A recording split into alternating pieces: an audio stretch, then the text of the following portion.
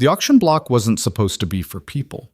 It was a plank of sun-bleached wood propped on two barrels outside Milford's livestock exchange, stinking of manure and fear. Men gathered there on Saturday mornings to trade horses and cattle, spitting tobacco juice into the dirt while they haggled. But that morning, the crowd had gone quiet, because standing on that plank, 8 months pregnant and swaying in the heat, was a woman. Lena Harrow kept her eyes on the horizon line where the scrub met the sky, refusing to look at the faces below. Her dress, if you could call it that, was a faded cotton sack that had been blue once, maybe. Now it was the color of nothing, hanging loose except where her belly pushed against it. Her feet were bare. Dust coated her ankles. Behind her stood her mother, Martha Harrow, arms crossed and jaw set like she was selling a mare with bad teeth, which, in a way, she was. "She's strong," Martha announced to the crowd, her voice carrying that particular mix of defensive pride and desperation that made everyone uncomfortable. "Works hard, cooks decent, and she's—" Martha gestured vaguely at Lena's swollen middle, obviously fertile. Someone in the crowd laughed. It was a wet, ugly sound. Lena's hands trembled. She folded them across her belly, feeling the baby shift inside her. The child kicked, oblivious to the shame radiating through Lena's entire body. She wondered if shame could pass through the womb, if her daughter, she was certain it was a daughter, would be born already knowing the taste of it. "How much?" a voice called out. $20, Martha said. Too fast. The desperation leaked through. More laughter. A man near the front, missing half his teeth, shook his head. "Hell, Martha. I can get a good horse for 15. "Then go buy a horse, Cal," Martha snapped. "But a horse won't cook your meals or warm your bed." Lena's stomach turned. She fixed her gaze harder on that horizon, willing herself somewhere else. Anywhere else. The baby kicked again, harder this time, and she pressed her hand against the spot. "I'm sorry," she thought. "I'm so sorry you're being born into this." The crowd shifted, restless.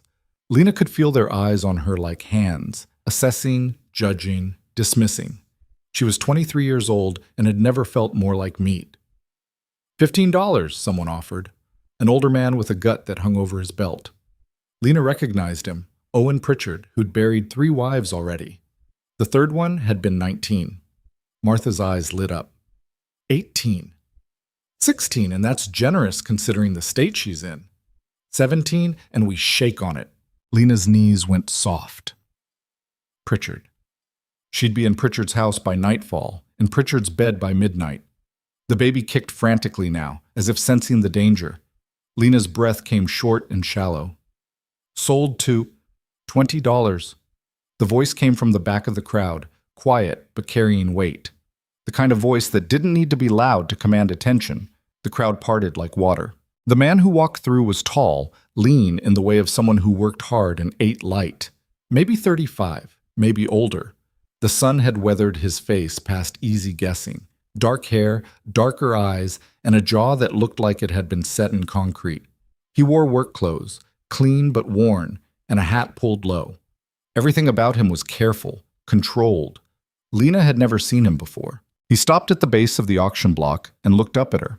His expression gave away nothing, not kindness, not cruelty, just a flat assessment, the way you'd evaluate a piece of land before buying it. $20, he repeated, pulling a leather fold from his pocket. He counted out the bills with deliberate precision and held them up to Martha. Cash. Martha snatched the money before he could change his mind, counted it twice, and shoved it into her dress pocket. She didn't look at Lena, hadn't looked at her once during this entire transaction. "She's all yours, Rourke," Martha said. Then she turned and walked away, her shoes kicking up dust. She didn't say goodbye, didn't look back. Lena watched her mother disappear into the crowd and felt something crack open inside her chest. It wasn't surprise. Martha had been threatening to do something about Lena's situation for weeks. It was the finality of it, the casual cruelty of watching someone walk away from you like you were nothing more than a problem solved. The man, Rourke, stepped closer to the auction block. Up close, Lena could see the lines around his eyes, the small scar cutting through his left eyebrow. His hands were scarred too, the hands of someone who worked with barbed wire and rough wood. "Can you walk?" he asked. His voice was level. Not kind, not unkind, just practical. Lena nodded, not trusting her voice. Then come down from there. She moved carefully, her balance precarious with the weight of her belly. The plank wobbled under her feet. She started to lower herself, but the gap between the plank and the ground seemed enormous suddenly, her body ungainly and foreign. Rourke stepped forward and held out his hand. Lena stared at it. The crowd had started to disperse, losing interest now that the show was over. A few men lingered, watching to see what Rourke would do with his purchase. She took his hand. It was calloused and warm. He helped her down with surprising gentleness, his grip steady but not tight. The moment her feet touched solid ground, he released her. This way, he said, and started walking. Lena followed because there was nothing else to do. Her bare feet found every sharp rock and thorn in the road, but she didn't complain. Complaining had never helped before. Rourke led her to a wagon hitched to 2 draft horses. The wagon bed was lined with straw, and there was a rolled blanket tucked in the corner. He gestured to it. Sit in back. Use the blanket if you need it. Lena climbed up, her movements clumsy and slow. She settled onto the straw, and Rourke pulled himself onto the driver's seat without another word. He snapped the reins, and the wagon lurched forward. They rolled through Milford in silence. People on the boardwalk stopped to watch them pass. A few women whispered behind their hands. Lena kept her eyes down, her hands pressed against her belly. The baby had stopped kicking. Maybe she'd fallen asleep. Lena envied her. The town gave way to scrubland, endless stretches of pale grass and scattered mesquite trees bending under the weight of the wind. The road was rutted and rough. Every jolt sent pain shooting through Lena's back and hips. She bit the inside of her cheek to keep from crying out. After an hour, maybe more, Rourke finally spoke. You got a name? Lena, she said. Her voice came out rough, unused. Lena Harrow. He nodded once, eyes on the road. Caleb Rourke's. Then silence again. Just the creak of the wagon wheels and the rhythmic thud of hooves on packed dirt. Lena watched the landscape roll by and tried to imagine what was coming. She'd heard stories about men who bought women this way. Desperate men, cruel men, men who wanted something they could own completely. She'd prepared herself for the worst. But Caleb Rourke didn't seem desperate. He seemed deliberate, controlled. That scared her almost more than open cruelty would have. At least with cruelty, you knew where you stood. The sun was starting to dip toward the horizon when the ranch came into view. It wasn't much. A low house built from rough-hewn timber and stone, a barn that had seen better days, a few outbuildings scattered around a hard-packed yard, fences marked off pastures where cattle grazed in small clusters. Everything had the worn, threadbare look of a place that survived on stubbornness more than prosperity. Caleb pulled the wagon up to the house and climbed down. He came around to the back and held out his hand again. Lena took it, let him help her down. Her legs were shaky from the ride. She stood in the yard waiting for instructions, waiting for demands. The front door opened. 2 boys emerged, maybe 12 or 13 years old, identical twins with sandy hair and their father's dark eyes. They stopped on the porch and stared at Lena with expressions that managed to be both wary and accusing at the same time. Eli. Rowan, Caleb said. This is Lena. She'll be staying with us. The boys didn't move, didn't speak. Caleb's jaw tightened almost imperceptibly. Say hello. Hello? They said in unison, flat and mechanical. Go inside, Caleb told them. They obeyed immediately, disappearing back into the house like ghosts. Caleb turned to Lena. There's a room at the back of the house. It's yours. I'll bring your things. He paused, seemed to realize she had no things. I'll bring you what you need. He started toward the house, then stopped and looked back at her. Rules are simple. You don't leave the property without telling me where you're going. You don't touch my guns. You don't go in the barn loft. He paused. And you rest. You're no good to anyone if you collapse. Lena nodded, too exhausted and confused to do anything else. Come on then. The inside of the house was sparse but clean. Wooden floors worn smooth by years of use. A main room with a stone fireplace, a heavy table, and a few mismatched chairs. A kitchen area with a cast-iron stove and open shelves lined with jars and tins. Everything practical, nothing decorative. A house built by someone who understood survival, not comfort. Caleb led her down a narrow hallway to a small room at the back. It held a bed with a plain iron frame, a dresser with a cracked mirror, and a window that looked out over the pastures. The bed had actual sheets, clean ones. Lena stared at it. "You need anything?" Caleb asked. She shook her head. "There's water in the kitchen. Help yourself. Supper's at 6. He started to leave, then paused in the doorway. "Lock works from the inside if you want it." Then he was gone. Lena stood alone in the small room, listening to his footsteps fade down the hallway. Slowly, carefully, she moved to the bed and sat down. The mattress gave slightly under her weight. It was thin but real, more than she'd had in months. She put her hands on her belly, felt the familiar shape of her daughter curled inside her. The baby shifted, responding to her touch. "We're here," Lena whispered. "Wherever here is." She didn't cry. Crying was a luxury for people who had hope, and Lena had learned long ago not to waste energy on luxuries. Instead, she lay down on the bed, fully clothed, and stared at the ceiling. The wood beams were dark with age and smoke. She counted them. 12. Then she counted the knots in the wood. Lost count around 40. Outside, she could hear the boys talking in low voices. Caleb's deeper tones cut through occasionally, giving instructions she couldn't make out. The sounds of a household settling into evening routine. Lena closed her eyes. She woke to darkness and the smell of cooking meat. Her back screamed when she tried to sit up, and for a moment she couldn't remember where she was. Then it came back in pieces. The auction block. The wagon. The ranch. Caleb Rourke. Light flickered under the door. Voices drifted down the hallway, the twins arguing about something, Caleb's quiet response shutting it down. Lena pushed herself up slowly, every muscle protesting. Her dress was wrinkled and stained with dust and sweat. She smoothed it down uselessly and made her way to the door. The hallway was lit by oil lamps. She followed the light and the smell to the main room. The twins sat at the table, forks in hand, staring at their plates. Caleb stood by the stove, ladling something into bowls. He glanced up when she appeared. "Sit," he said, nodding toward an empty chair. Lena sat. One of the twins, Eli, she thought, or maybe Rowan, shot her a look that was half curiosity, half resentment. The other kept his eyes firmly on his plate. Caleb set a bowl in front of her.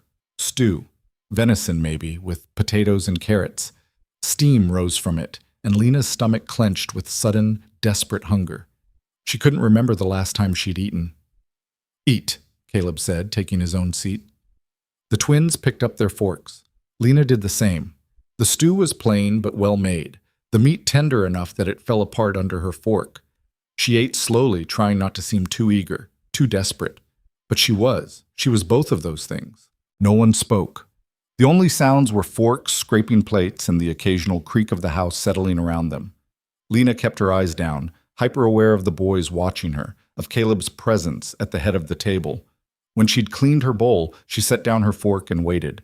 Waited for demands, for expectations, for the other shoe to drop. Caleb stood and collected the dishes. "Eli, Rowan, wash up and get to bed." The boys scraped back their chairs and left without protest. Caleb brought the dishes to a basin by the kitchen pump and started washing them. Lena watched, confused. Men didn't wash dishes. Not in any world she'd known.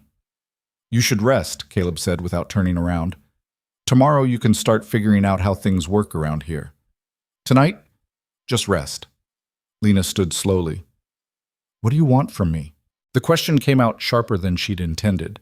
Caleb's hands stilled in the wash water. He turned to face her, and his expression was unreadable. "Want from you? You paid $20 for me. What do you expect in return?" Caleb dried his hands on a rag, slow and deliberate. "I expect you to not die giving birth in a ditch somewhere. I expect you to take care of yourself and that baby. Past that," he shrugged, "we'll figure it out." "That's not an answer." "It's the only answer I've got tonight." They stared at each other across the small room. Lena's heart was pounding, adrenaline sharpening everything into too bright focus. She was waiting for him to move toward her, to make clear what this transaction really was. He didn't move. "Get some sleep, Lena," he said quietly. "You're safe here. Whatever you're expecting, whatever you're afraid of, that's not what this is." "Then what is it?" Caleb's expression flickered. Something that might have been pain, might have been regret. "I don't know yet, but you're safe. That's all that matters tonight." He turned back to the dishes. Lena stood there a moment longer, then went back to her room. She closed the door and, after a long hesitation, turned the lock. She lay in bed, fully clothed again, and listened to the sounds of the house. Water running, Caleb's boots on the floorboards, the creak of doors opening and closing. Eventually, silence. Lena stared at the ceiling and counted the beams again. 12. Always 12. The baby kicked, a gentle flutter against her ribs. "I don't know what this is either," Lena whispered, "but we're alive. For now, that's enough." Okay. The first week passed in a strange, suspended silence. Lena moved through the house like a ghost, uncertain of her place, uncertain of everything. Caleb went about his work, tending cattle, mending fences, managing the endless demands of the ranch. The twins shadowed him like small, hostile satellites, watching Lena with eyes that held too many questions they wouldn't ask. No one touched her. No one demanded anything. It was its own kind of torture. Lena had spent her entire life learning to navigate cruelty. She knew how to read violence in a man's posture, how to make herself small and quiet when anger filled a room. She knew the rhythms of survival in a world that saw her as less than. But she didn't know how to navigate this. Kindness without explanation, distance without cruelty. It made her feel unmoored, like she was waiting for a trap to spring. On the third day, she forced herself out of her room and into the kitchen. If she was going to be here, however long that lasted, she couldn't just hide. Survival meant making herself useful. She found flour and lard in the pantry, salt in a ceramic jar. Her hands remembered the motions of making biscuits, even though her mind was somewhere else. She worked slowly, her belly getting in the way, her back protesting every movement. When Caleb came in for the midday meal, he stopped in the doorway. The twins crowded behind him, peering around his shoulders. Lena stood by the stove, a plate of fresh biscuits in her hands. "I thought—" She trailed off, unsure what she'd thought. Caleb looked at the biscuits, looked at her. Something shifted in his expression, softening just slightly. "You didn't have to," he said. "I know." He nodded slowly. "Thank you." The twins descended on the biscuits like locusts, and for the first time, Lena saw something other than wariness in their eyes. One of them, Eli, she was learning to tell them apart by the small scar on his chin, looked up at her with butter smeared on his face. "These are good," he said, surprised. "Real good," Rowan agreed. Lena felt something loosen in her chest. Just a fraction. Just enough to let in a small breath of something that wasn't quite hope, but wasn't despair either. That night she made supper. Fried potatoes and salt pork, beans that had been soaking since morning. Nothing fancy, but it was food and it was hot. The twins ate without complaint, and Caleb finished everything on his plate. "You don't have to do this," he said afterward. "I know," Lena said again, "but I'm here. Might as well be useful." Caleb studied her for a long moment. "You don't owe me anything, Lena. You understand that?" She didn't, not really. Everyone owed someone something. That's how the world worked. But she nodded anyway. The days found a rhythm after that. Lena cooked and cleaned, moving slowly as her body grew heavier and more unwieldy. Caleb worked the ranch. The twins went to school in town 3 days a week and helped their father the rest of the time. No one mentioned the fact that Lena had been bought. No one acknowledged the strangeness of the situation. They just moved around each other, careful and quiet, like people learning to share space with something fragile. But Lena could feel the questions pressing in. From the twins, mostly. They'd watch her when they thought she wasn't looking, whisper to each other when they thought she couldn't hear, and from herself. Questions she was afraid to ask because she was afraid of the answers. Why had Caleb bought her? What did he really want? And why did he keep his distance, kept those careful boundaries that made no sense for a man who'd paid good money for a woman? 2 weeks in, she found out about Margaret. It was Rowan who told her, awkward and abrupt while they were shelling peas on the back porch. Eli had wandered off somewhere, and it was just the two of them in the afternoon heat. "Our ma died," Rowan said suddenly, not looking at her. 2 years ago, fever took her. Lena's hand stilled. "I'm sorry," Rowan shrugged, trying for casual and missing. "Pa hasn't been the same since. Neither has Eli, really. They were close, Ma and Eli." "And you?" "I was close with her too, but—" He struggled for words, his young face screwed up with the effort of explaining something he didn't fully understand himself. But I got mad instead of sad, I guess. Seemed easier. Lena understood that. Anger was easier than grief. Anger had edges you could hold on to. Pa doesn't talk about her, Rowan continued. Took down all the pictures. Put away her things. Like, if he doesn't see reminders, it didn't happen. He finally looked at Lena. That's why you being here is weird. He hasn't looked at another woman since Ma died. Then suddenly, you show up. He needed help with the house, Lena offered, though even she didn't quite believe it. Rowan snorted. We got by fine for 2 years without help. This is something else. He paused. I don't know what, but it's something else. Before Lena could respond, Caleb's voice called from the yard. Rowan, need you in the barn. Rowan jumped up, scattering peas. He was gone before Lena could form another word. She sat alone on the porch, hands resting on her belly, and thought about Margaret Rourke. A woman who'd lived in this house, raised these boys, loved this silent man. A woman whose absence still shaped everything. And Lena wondered, not for the first time, if she was meant to fill that absence, or if she was just a placeholder for something Caleb couldn't bring himself to name. That night, she woke to pain. Not the baby. The baby was fine, shifting and kicking like always. This was different, sharp and wrong, shooting from her lower back down her legs. She'd been having it for days, ignored it because she'd been having pains for weeks, and you couldn't stop every time something hurt. But this was worse. This made her gasp. She tried to sit up and couldn't. Her back had seized completely, muscles locked in spasm. Panic rose in her throat. She couldn't move, couldn't call out, couldn't... The door opened. Caleb stood in the doorway, still dressed, a lamp in his hand. I heard you, he said. What's wrong? I can't... Lena's voice broke. I can't move. He set the lamp down and crossed to the bed in 3 strides. Where's the pain? My back. My legs. It's... Show me. Lena managed to gesture vaguely at her lower back. Caleb's expression tightened. You've been doing too much, he said. It wasn't a question. Haven't you? I'm fine. You're not fine. You can't move. He straightened. I'm getting Doc Harrison.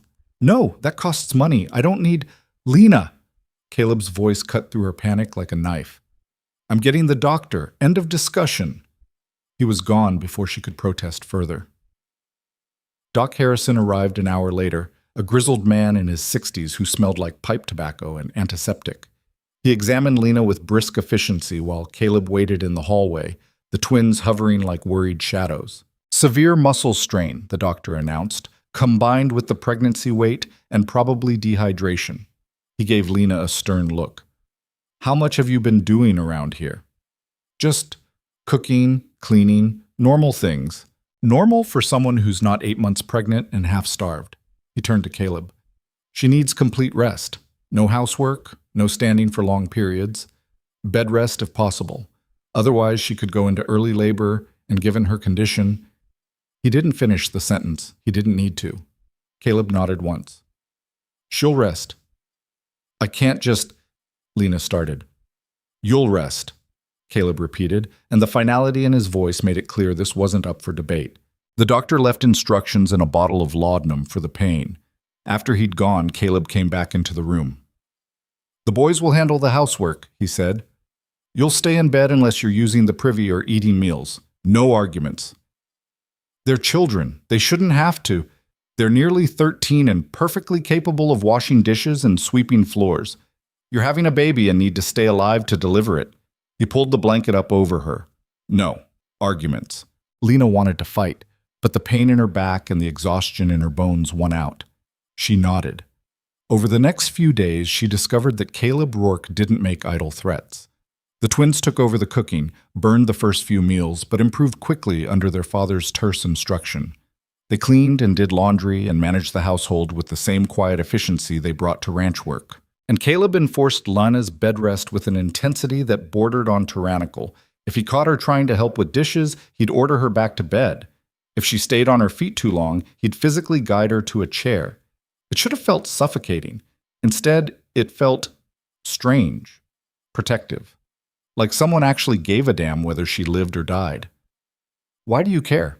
She asked him one evening when he brought her dinner in bed. A practice that mortified her, but he insisted on. Caleb set the tray on her lap. Why wouldn't I? Because I'm nobody. Because you barely know me. Because you're carrying a child, Caleb interrupted. That life matters, and so does yours. He straightened, his expression unreadable as always. Eat. I'll be back for the tray. He left before she could say anything else. Lena picked at the food. Stew again. Better than the twins' first attempts, but still not quite right. And tried to make sense of this man. Caleb Rourke, who'd bought her like livestock, but treated her like what? Not a wife, not a servant, something in between, something she didn't have a name for. The baby kicked, a solid thump against her ribs that made her wince and smile at the same time. Your pa is a mystery, she whispered to her belly. If we survive this, I'll tell you all about him someday. Maybe by then I'll have figured him out. But even as she said it, she doubted it. Caleb Rourke seemed like the kind of man who'd take his secrets to the grave. What she didn't know, what she couldn't know yet, was that some secrets don't stay buried, and hers was about to claw its way back to the surface. 3 weeks of bed rest turned Lena's world into the dimensions of a small room. She learned every crack in the plaster, every water stain on the ceiling. She counted the boards in the floor, 17 running the length of the room. She watched dust motes drift through the afternoon light and tried not to lose her mind. The baby grew heavier. Some days, Lena swore she could feel individual limbs, an elbow here, a foot there, pressing against her ribs like the child was testing the boundaries of her prison. Lena understood the impulse. Caleb checked on her twice a day, morning and evening, with the same questions. How's the pain? Any bleeding? Can you feel the baby moving? His face never changed, never showed concern or relief or anything beyond that flat assessment, but he kept coming back. The twins were less predictable. Eli would sometimes sit in the doorway after finishing his chores, whittling pieces of wood into shapes that never quite became anything. He wouldn't talk, just work the knife in silence while Lena pretended to sleep. Rowan brought her books from town, dime novels mostly, stories about cowboys and outlaws that were probably too violent for a boy his age. He'd set them on her dresser without comment and leave. It was a strange kind of care, awkward and uncertain, like none of them knew the rules of this arrangement, so they were making it up as they went. On a Thursday morning, 4 weeks after her arrival, Lena woke to find her back didn't hurt. Not completely, there was still a dull ache, a reminder, but the sharp seizing pain that had kept her bedbound was gone. She sat up slowly, testing. Her muscles protested but held. She swung her legs over the side of the bed and stood. The floor was solid under her feet. Real. She took a few careful steps, and when nothing collapsed or seized, she allowed herself a small breath of relief. She made it to the kitchen before Caleb found her. He was coming in from the morning feeding, hay dust on his shirt, and he stopped dead when he saw her standing at the stove. What are you doing? Making coffee, Lena said. And breakfast, if you've got eggs. You're supposed to be resting. I've been resting for a month. I'm fine now. Caleb crossed the room in 3 strides and took her by the shoulders. Not rough, but firm. You don't get to decide when you're fine. Doc Harrison said I needed rest. I rested. Now I need to move before I go crazy staring at those damn ceiling beams. Lena met his eyes, refusing to back down. I'm not glass, Caleb. I won't break if I make breakfast. They stood like that for a long moment, locked in a silent battle of wills. This close, Lena could see the gold flecks in his dark eyes, could smell the soap he used in the sun-warmed cotton of his shirt. Finally, Caleb released her. Fine. But you sit down the moment anything hurts, and you're not lifting anything heavier than a skillet. Deal. He looked like he wanted to argue more, but the twins came thundering in from the yard, arguing about whose turn it was to muck out the horse stalls, and the moment passed. Lena made eggs and fried potatoes, coffee strong enough to strip paint. The twins ate like they were storing up for winter, and even Caleb cleaned his plate. When Eli reached for a third helping, Rowan smacked his hand. Leave some for Lena, you pig. There's plenty, Lena said, amused despite herself. Yeah, but you're eating for 2. Rowan said it matter-of-factly, like it was obvious. Pa said. Lena glanced at Caleb, who was suddenly very interested in his coffee. After breakfast, the twins headed out to start their chores. Caleb lingered at the table, refilling his cup for the 3rd time, a delay tactic if Lena had ever seen one. Something you want to say? she asked, starting on the dishes. Caleb was quiet for a moment. You've been here a month. I know, and I haven't. He paused, choosing words carefully. I haven't explained things properly. Why you're here, what this is. Lena's hand stilled in the wash water. So explain. I needed help, Caleb said slowly. The boys needed someone, not a mother. Nobody can replace Margaret, but someone. And you needed, he trailed off. Saving? Safety, Caleb corrected. There's a difference. Lena turned to face him. Why me, though? You could have hired a housekeeper, found a widow who needed work. Why buy a pregnant woman off an auction block? Caleb's jaw tightened. Because nobody else would have, and because leaving you there wasn't an option. Why not? Because I've seen what happens to women like you in this territory, desperate women with nowhere to go. His voice went flat, emotionless. It doesn't end well. Lena thought of Owen Pritchard and his 3 dead wives. Thought of all the women she'd known who disappeared into marriages or brothels, or just disappeared, period. So this is charity, she said. This is survival, for both of us. Caleb stood, pushing back from the table. I need help raising 2 boys who are growing up without a mother. You need a place where you and your baby won't starve or worse. That's the deal. Nothing more complicated than that. And nothing more simple either, Lena said quietly. Caleb's expression flickered. Acknowledgement, maybe. No, nothing simple about any of this. He left then, heading back out to the endless work of the ranch. Lena stood alone in the kitchen, hands dripping wash water onto the floor, and tried to decide if she believed him. The honest answer was she didn't know. But she was here, and she was alive, and her baby was still safely tucked inside her. For now, maybe that was enough. The days found a new rhythm after that. Lena eased back into the housework, moving carefully, listening to her body. Caleb watched her like a hawk for the first few days, ready to order her back to bed at the slightest sign of strain. But she was careful, and eventually he backed off. The twins grew more comfortable around her. Eli started talking occasionally, short sentences about school or the cattle or the weather. Rowan became downright chatty, filling the silence at meals with stories about town gossip or things he'd read in those dime novels. Did you know there used to be outlaws hiding in the canyon north of here? He said one evening over supper. The Maloney gang. They robbed a bank in Tucson and came up here to lay low. Sheriff tracked them down and there was a shootout, all 4 of them dead in one afternoon. That's a cheerful dinner story, Caleb said dryly. It's history, Rowan protested. Mr. Jameson told us about it in school. Mr. Jameson needs better material. But there was no real heat in Caleb's voice, and Rowan grinned, sensing victory. Lena watched them and felt something strange unfold in her chest. This felt almost like a family, broken, strange, held together with wire and stubbornness, but a family nonetheless. Then her mother came back. It was a Saturday afternoon. Lena was in the kitchen, kneading bread dough. Her back twinged with the effort, but she ignored it. The twins were out helping Caleb repair a section of fence that had come down in a storm. The house was quiet except for the rhythmic thump of dough against wood. She heard the wagon before she saw it. Wheels on the rutted drive, a horse blowing hard like it had been pushed.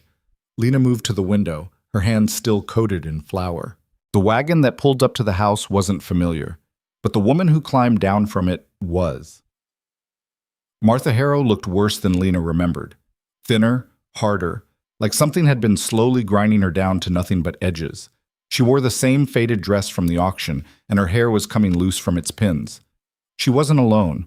A man stepped down after her, tall, soft around the middle, wearing a badge pinned to his vest. Sheriff Coleman. Lena recognized him. She'd seen him in town a few times, usually looking the other way when men got rough with their wives, or when someone like Martha sold their daughter for cash. Lena's heart started to pound. She wiped her hands on her apron and moved to the door, opening it before they could knock. Martha's eyes swept over her, cataloging the clean dress, the better color in Lena's face, the way her belly had grown in the past month. Something ugly flickered across her mother's features. "Lena," Martha said, "you look well. What do you want? Is that any way to greet your mother?" Martha's voice dripped false sweetness. She gestured to the sheriff. "Sheriff Coleman was kind enough to escort me out here. I've been worried sick about you." No, you haven't. The sheriff shifted uncomfortably. Ma'am, your mother has some concerns about your situation here. My situation is fine. That's not for you to decide, Martha cut in. You're not married to Mr. Rourke. You're living here in sin, carrying another man's bastard, and I have every right as your mother to remove you from this improper arrangement. Lena's blood went cold. You sold me. I did no such thing. I accepted payment for your care and upkeep, which Mr. Rourke failed to provide adequately, from what I understand. Martha's eyes gleamed with something sharp and triumphant. Now I'm here to collect what's mine. I'm not yours. I'm not anybody's. You're 23 years old and unmarried. By law, you're under my guardianship until you marry. Martha took a step closer. Pack your things, Lena. You're coming home. Like hell she is. All three of them turned. Caleb stood at the corner of the house, the twins flanking him like small, angry guards. He must have seen the wagon from the pasture and come running. His face was calm, but his eyes were hard as stone. This is a family matter, Mr. Rourke, Sheriff Coleman said, sounding like he'd rather be anywhere else. I'd appreciate it if you'd let us handle it. It's my family, Caleb said, so I am handling it. Martha laughed, a sharp, brittle sound. Your family? You've known this girl for a month. You bought her like livestock, and now you're claiming— I'm claiming my wife, Caleb interrupted.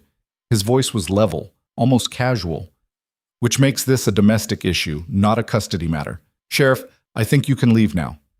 The silence that followed was absolute. Lena couldn't breathe, couldn't think, couldn't process what Caleb had just said. Martha's face had gone white. Your wife. You're lying. Am I? Caleb reached into his shirt pocket and pulled out a folded piece of paper. He handed it to the sheriff. Marriage certificate. Filed with the county clerk the day after I brought Lena here. All legal and proper. Sheriff Coleman unfolded the paper, scanned it, and his eyebrows climbed toward his hairline. Well, this does appear to be legitimate. Let me see that. Martha snatched the paper from his hands. Her eyes flew over it, and Lena watched the color drain from her face completely. You can't. This isn't possible. But it was.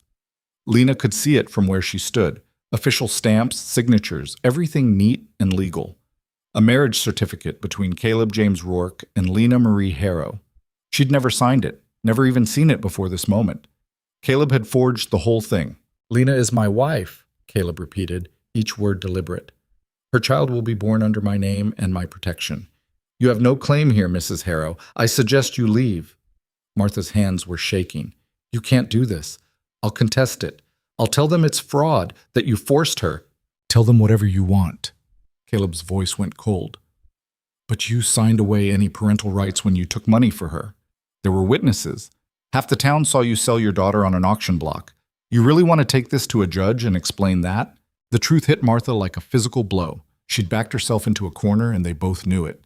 Any judge who heard the full story would side with Caleb, a respectable rancher who'd married a desperate woman and taken in her child, over a mother who'd sold her pregnant daughter for $20. You bastard, Martha whispered. Maybe, Caleb agreed, but I'm a bastard with a legal marriage certificate and a witness list longer than your arm. Now get off my property. Sheriff Coleman cleared his throat. Mrs. Harrow, I think we should go. This isn't over, Martha said, but her voice had lost its edge. She looked at Lena, and for just a moment, something that might have been regret flickered across her face. Then it hardened back into bitterness. You'll regret this, Lena. Mark my words. I already regret having you as a mother, Lena said quietly. This doesn't change that. Martha flinched. Then she turned and climbed back into the wagon. Sheriff Coleman followed, tipping his hat to Caleb before taking the reins. They watched the wagon disappear down the drive in a cloud of dust. Nobody moved until it was completely out of sight. Then Lena turned to Caleb. What the hell was that? That was me keeping you safe, Caleb said. He still held that false marriage certificate, and now he folded it carefully and tucked it back in his pocket. Like I said I would. You forged a legal document. I did. You lied to a sheriff. Yep.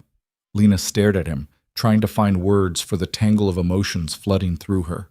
Shock, anger, fear, and underneath it all, something that felt dangerously close to gratitude. You can't marry someone without their knowledge. I didn't marry you, Caleb said. I made a piece of paper that says I did. There's a difference.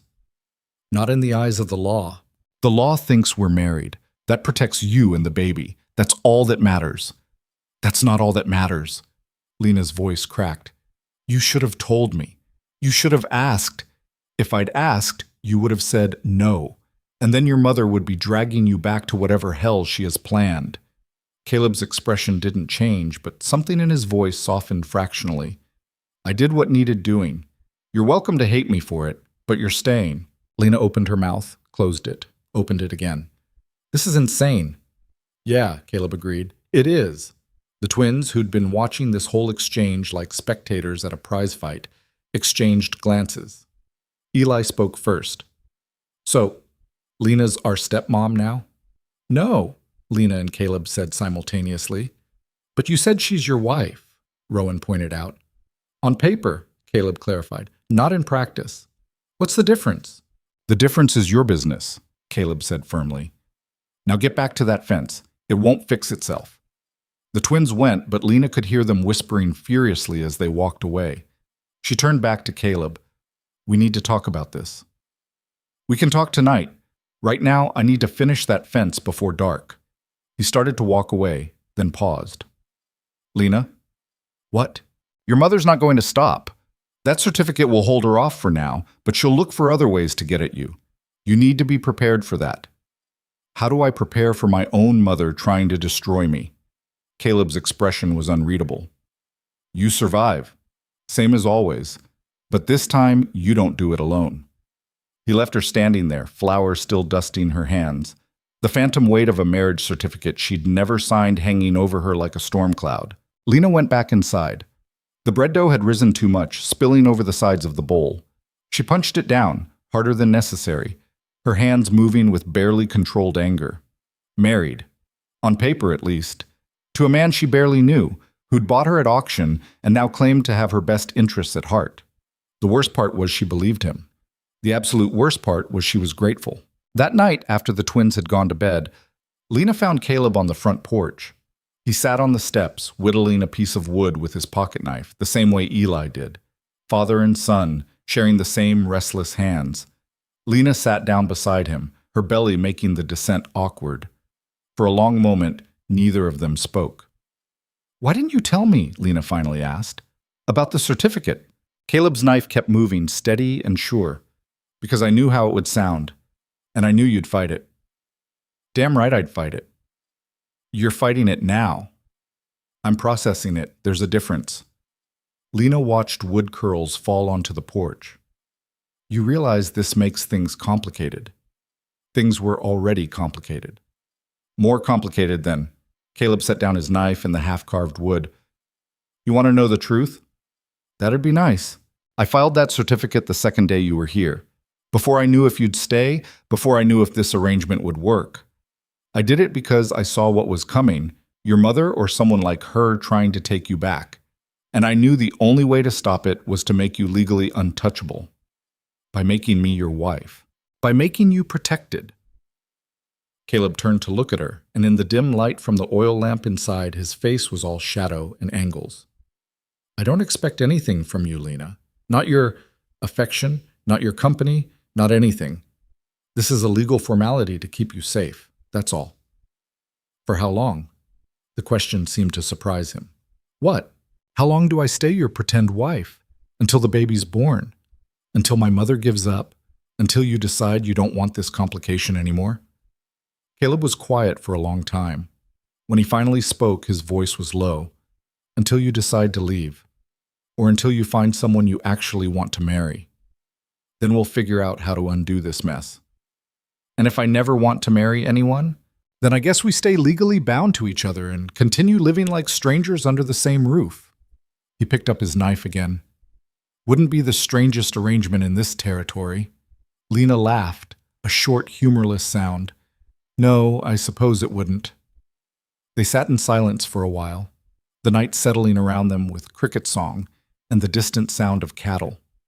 Lena felt the baby move, a rolling sensation that was becoming familiar. Your sons think I'm their stepmother now, she said. They'll get over it.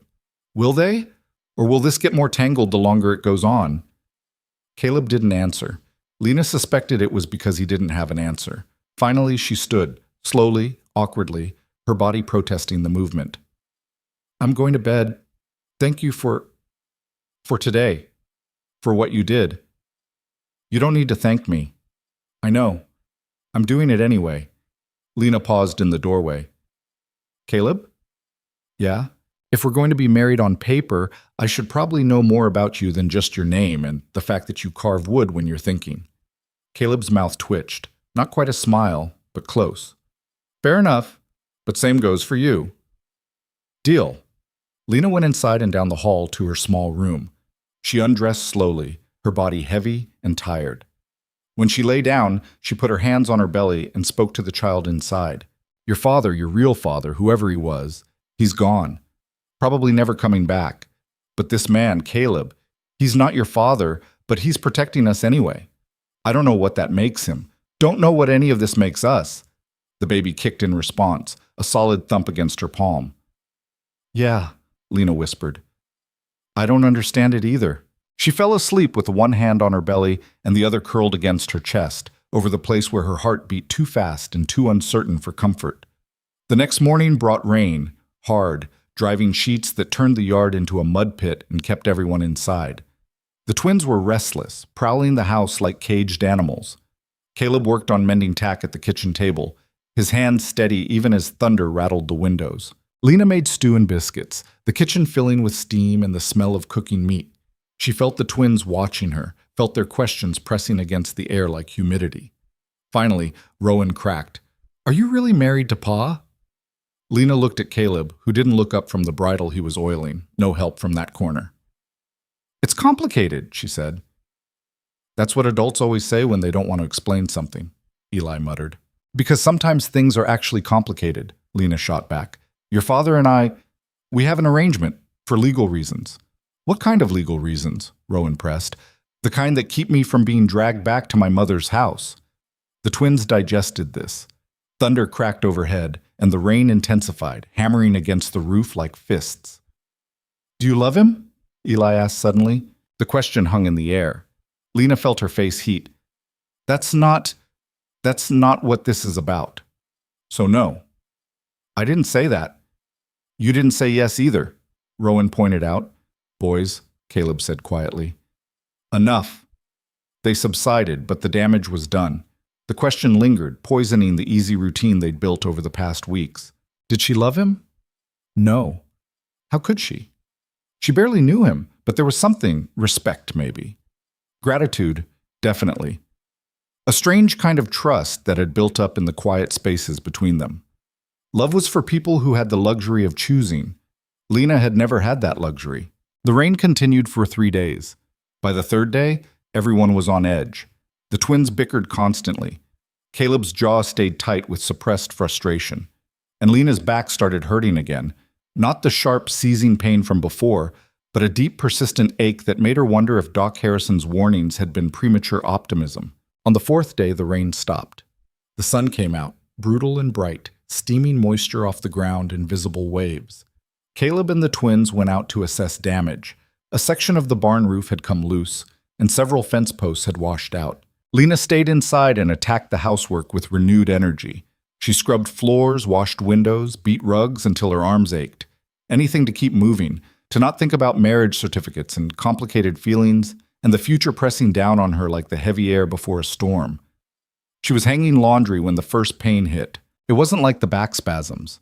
This was lower, deeper, a tightening band across her belly that made her gasp and double over. She grabbed the clothesline for support, waiting for it to pass. It did. After maybe 30 seconds, the pain released and she could breathe again. Braxton Hicks, probably. False labor. Doc Harrison had warned her about those. Normal at this stage, nothing to worry about. She went back to hanging clothes. The second pain came 15 minutes later. Stronger this time, lasting longer. Lena stood very still, one hand on her belly, breathing through it. When it passed, she abandoned the laundry and walked slowly back to the house. The smart thing would be to tell Caleb. But Caleb and the twins were up on the barn roof, and she wasn't about to make a fuss over what was probably nothing. She made it to the kitchen before the third pain hit. This one dropped her to her knees. The band around her belly tightened like a vice, and she felt something give way inside her. Not painful, just strange. Then wetness, warm and startling, soaking through her dress. Her water had broken. "No," Lena whispered. "No, no, no, it's too early. You're not due for another month." The baby didn't care about due dates. Another contraction hit, and Lena cried out before she could stop herself. The door banged open.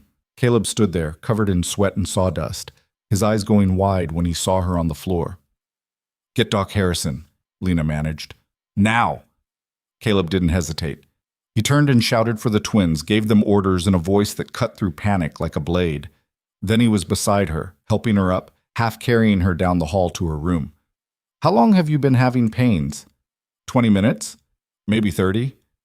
"Why didn't you call for me?" "I thought it was false labor. I didn't think—" Another contraction cut off her words. She gripped Caleb's arm hard enough to leave bruises. He got her onto the bed, pulled off her wet dress with brisk efficiency that held no embarrassment or impropriety, just necessity. He covered her with a sheet and went to get clean towels from the kitchen. Rowan appeared in the doorway, white-faced. "Eli's writing for the doctor. What do you need me to do?" "Boil water," Caleb said. "Lots of it. And find every clean towel in the house." The boy ran. Caleb came back with towels and a basin of cool water. He sat on the edge of the bed and wiped Lena's face with a damp cloth. His hands were steady, but she could see the tension in his shoulders, the tightness around his eyes. "You're going to be fine," he said. "You don't know that." "Yes, I do." Another contraction. Lena arched against it, her hands fisting in the sheets. It felt like her body was trying to tear itself apart from the inside. When it passed, she was shaking. "It's too early. The baby's not ready." "Babies come when they're ready, not when we plan for them." Caleb kept wiping her face, kept his voice calm. "Doc Harrison will be here soon. You just focus on breathing." "I don't know how to do this." "Neither do I. We'll figure it out." The hours that followed blurred together into a nightmare of pain and fear. Doc Harrison arrived, took one look at the situation, and started giving orders in the same brisk, no-nonsense tone he'd used for setting a broken leg. Caleb stayed.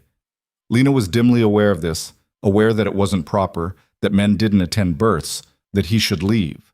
But every time a contraction hit and she reached out blindly, his hand was there, steady, solid.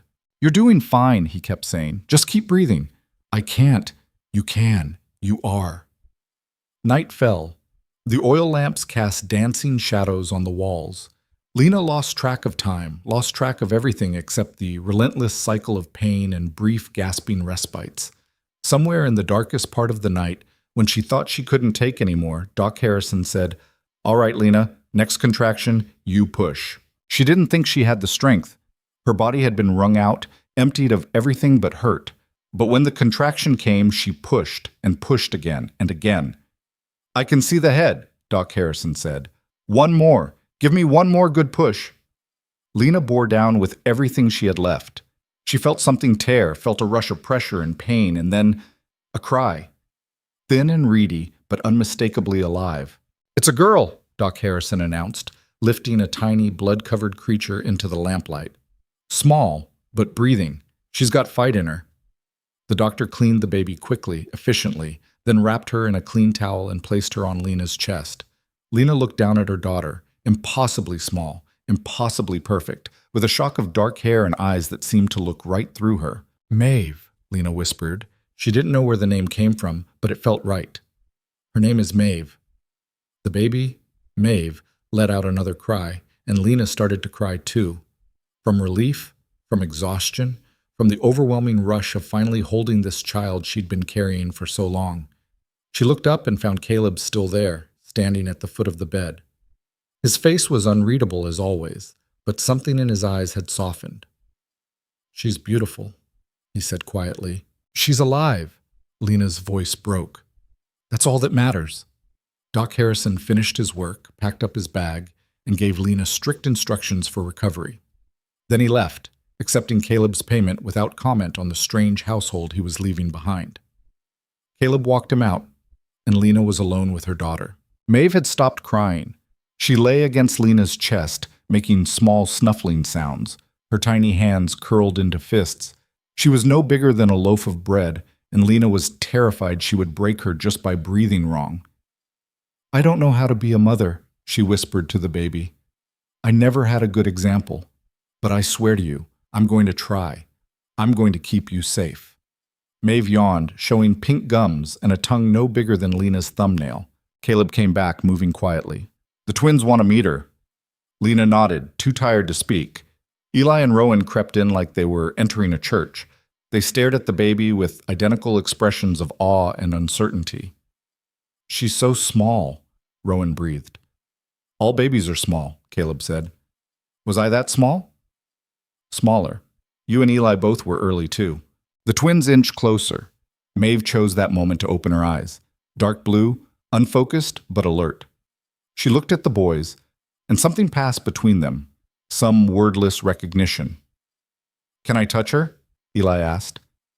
"Gentle," Lena warned. Eli reached out one finger and stroked Maeve's tiny hand. Her fingers uncurled, then wrapped around his finger with surprising strength. Eli's whole face transformed, lit up with something like wonder. "She's holding on to me." "She likes you," Lena said. Rowan wanted a turn, and Maeve gripped his finger with the same determination. The twins looked at each other, and Lena saw something shift between them. Whatever resentment they'd been holding on to, whatever confusion about Lena's place in their household, the baby had complicated it even further, but in a way that felt less fraught, more real. "All right, boys," Caleb said. "Lena needs rest. You can meet your sister properly in the morning." "She's not our sister," Eli said automatically. Then he paused, looking at Maeve's tiny face. "Is she?" Caleb's expression was unreadable. "That's for you to decide. Now bed, both of you." They went reluctantly, looking back at the baby until Caleb shooed them down the hall. Then he turned to Lena. "You did well." "I screamed a lot. Everyone screams. It's allowed." Lena laughed, a weak, watery sound. "Thank you for staying. Where else would I be?" It was a simple question, but it hit Lena harder than it should have. Where else would he be? Anywhere. He could have left this to Doc Harrison and the midwife who never showed up, but he'd stayed and he'd held her hand and he'd talked her through the worst of it. "You're a good man, Caleb Rourke," she said. He looked uncomfortable. "I'm a man who keeps his word, that's all." "That's more than most people can say." Caleb nodded slowly. Then he looked at Maeve, still cradled against Lena's chest. "She's going to need a lot from you, more than you probably think you can give." "I know. And you're going to need help, from me, from the boys. You're going to have to let us help." Lena met his eyes. "I'm not good at that. Neither am I. But we'll figure it out." He moved toward the door, then paused. "Get some sleep, Lena. Tomorrow's going to come whether you're ready or not." He left, closing the door quietly behind him. Lena looked down at her daughter, at Maeve, who had fallen asleep with the absolute confidence of someone who didn't yet know how fragile the world could be. "We're in this together now," Lena whispered. "You and me. And somehow, against all odds, we've got people who want to help us survive it." Maeve slept on, oblivious. And for the first time since she'd stood on that auction block, Lena felt something that wasn't quite hope, but wasn't despair either. It was possibility. Dangerous, uncertain, fragile, but real. She closed her eyes and let exhaustion pull her under, one hand resting on her daughter's back, feeling the tiny rise and fall of new breath in an old, hard world. The first week with Maeve was a blur of sleepless nights and steep learning curves. The baby cried. Thin, reedy wails that seemed too loud for something so small. She cried when she was hungry, when she was wet, when she was tired but couldn't sleep, and sometimes for no reason Lena could figure out. Lena had never felt so incompetent in her life. She'd seen babies before, even held a few. But actually caring for one, being solely responsible for keeping this tiny person alive, that was different. Terror lived in her chest now, constant and suffocating. Every time Maeve slept too long, Lena would panic and check to make sure she was still breathing. Every time the baby cried inconsolably, Lena was convinced she was doing everything wrong. Doc Harrison came back on the third day to check on them both. He pronounced Maeve healthy despite her early arrival and Lena recovering well, though he warned her against doing too much too soon. "You tore pretty badly," he said bluntly. You need at least 6 weeks before you're back to normal activity. Maybe longer. Lena nodded, too exhausted to argue. After he left, she tried to stand and made it about 3 steps before her legs went weak. Caleb caught her before she hit the floor, his arm around her waist, supporting her weight like she was nothing. Back to bed, he said. I need to... Nothing. You need to do nothing except rest and feed that baby. He steered her back to the bedroom with the same firm efficiency he'd used during the birth. The boys and I can handle everything else. They're children. They're nearly men, and they're more capable than you give them credit for. He helped her back into bed, adjusted the pillows behind her. Stop trying to do everything yourself. That's an order. You can't order me around. I'm your husband, remember? On paper, anyway. Pretty sure that gives me some rights. There was the faintest hint of humor in his voice, so dry Lena almost missed it. She was too tired to fight. Fine, but I'm not staying in bed forever. Just until you can walk without passing out. That's all I'm asking. He left before she could argue more. The twins, true to Caleb's word, stepped up. They took turns holding Maeve when she was fussy, rocking her with surprising gentleness. Rowan figured out that she liked being walked around the house, and he'd pace the main room with her for hours, humming tunelessly. Eli was better at changing her, quick and efficient, though he complained about the smell every single time. She's so small, he said one afternoon, cradling Maeve in his arms like she might shatter. How is she ever going to be normal-sized? She'll grow, Lena said, faster than you think. Were we this small? According to your father, smaller. Eli looked skeptical. I don't believe that. But he held his sister carefully anyway, one finger stroking her dark hair. Lena watched them and felt something shift in her chest. These boys, these almost men who'd lost their mother and had every reason to resent this intrusion into their lives, were choosing kindness, choosing to help. It made her throat tight. Caleb, meanwhile, managed everything else. He cooked, badly, but edibly. He washed dishes and clothes and kept the house from falling into complete chaos. And somehow, he still ran the ranch, still handled the cattle and the endless repairs and all the work that didn't stop just because there was a new baby in the house. Lena didn't know when he slept. She suspected he didn't much. On the 8th day, she woke to find him asleep in the chair beside her bed. His head was tilted back at an angle that would give him a brutal neck ache, his arms crossed over his chest. Maeve slept in her cradle, a rough wooden thing Caleb had built in 2 days, working late into the night by lamplight. Lena studied his face in the early morning light. Awake, Caleb's expression was always controlled, always carefully neutral. But asleep, some of that hardness softened. He looked younger. Tired, but younger. She wondered what had made him this way, what had taught him to lock everything down so tight. As if sensing her attention, his eyes opened. For a moment, they just looked at each other. Then Caleb straightened, wincing as his neck protested. You should sleep in your own bed, Lena said quietly. Maeve was fussing, didn't want to wake you. How long have you been here? Couple hours. Lena shook her head. You're going to kill yourself at this rate. I'm fine. You're exhausted. I can see it. Caleb stood, rolling his shoulders. So are you. Difference is, you just gave birth. I'm just tired. He moved to the cradle and looked down at Maeve. She's doing well, getting stronger. Thanks to you and the boys. We're just helping. You're the one keeping her alive. Barely, Lena muttered. Caleb turned to look at her, and his expression was surprisingly soft. You're doing better than you think. Stop being so hard on yourself. That's rich coming from you. His mouth twitched, almost a smile. Yeah, well, do as I say, not as I do. Maeve woke then, making small grunting sounds that would escalate to crying if Lena didn't move fast.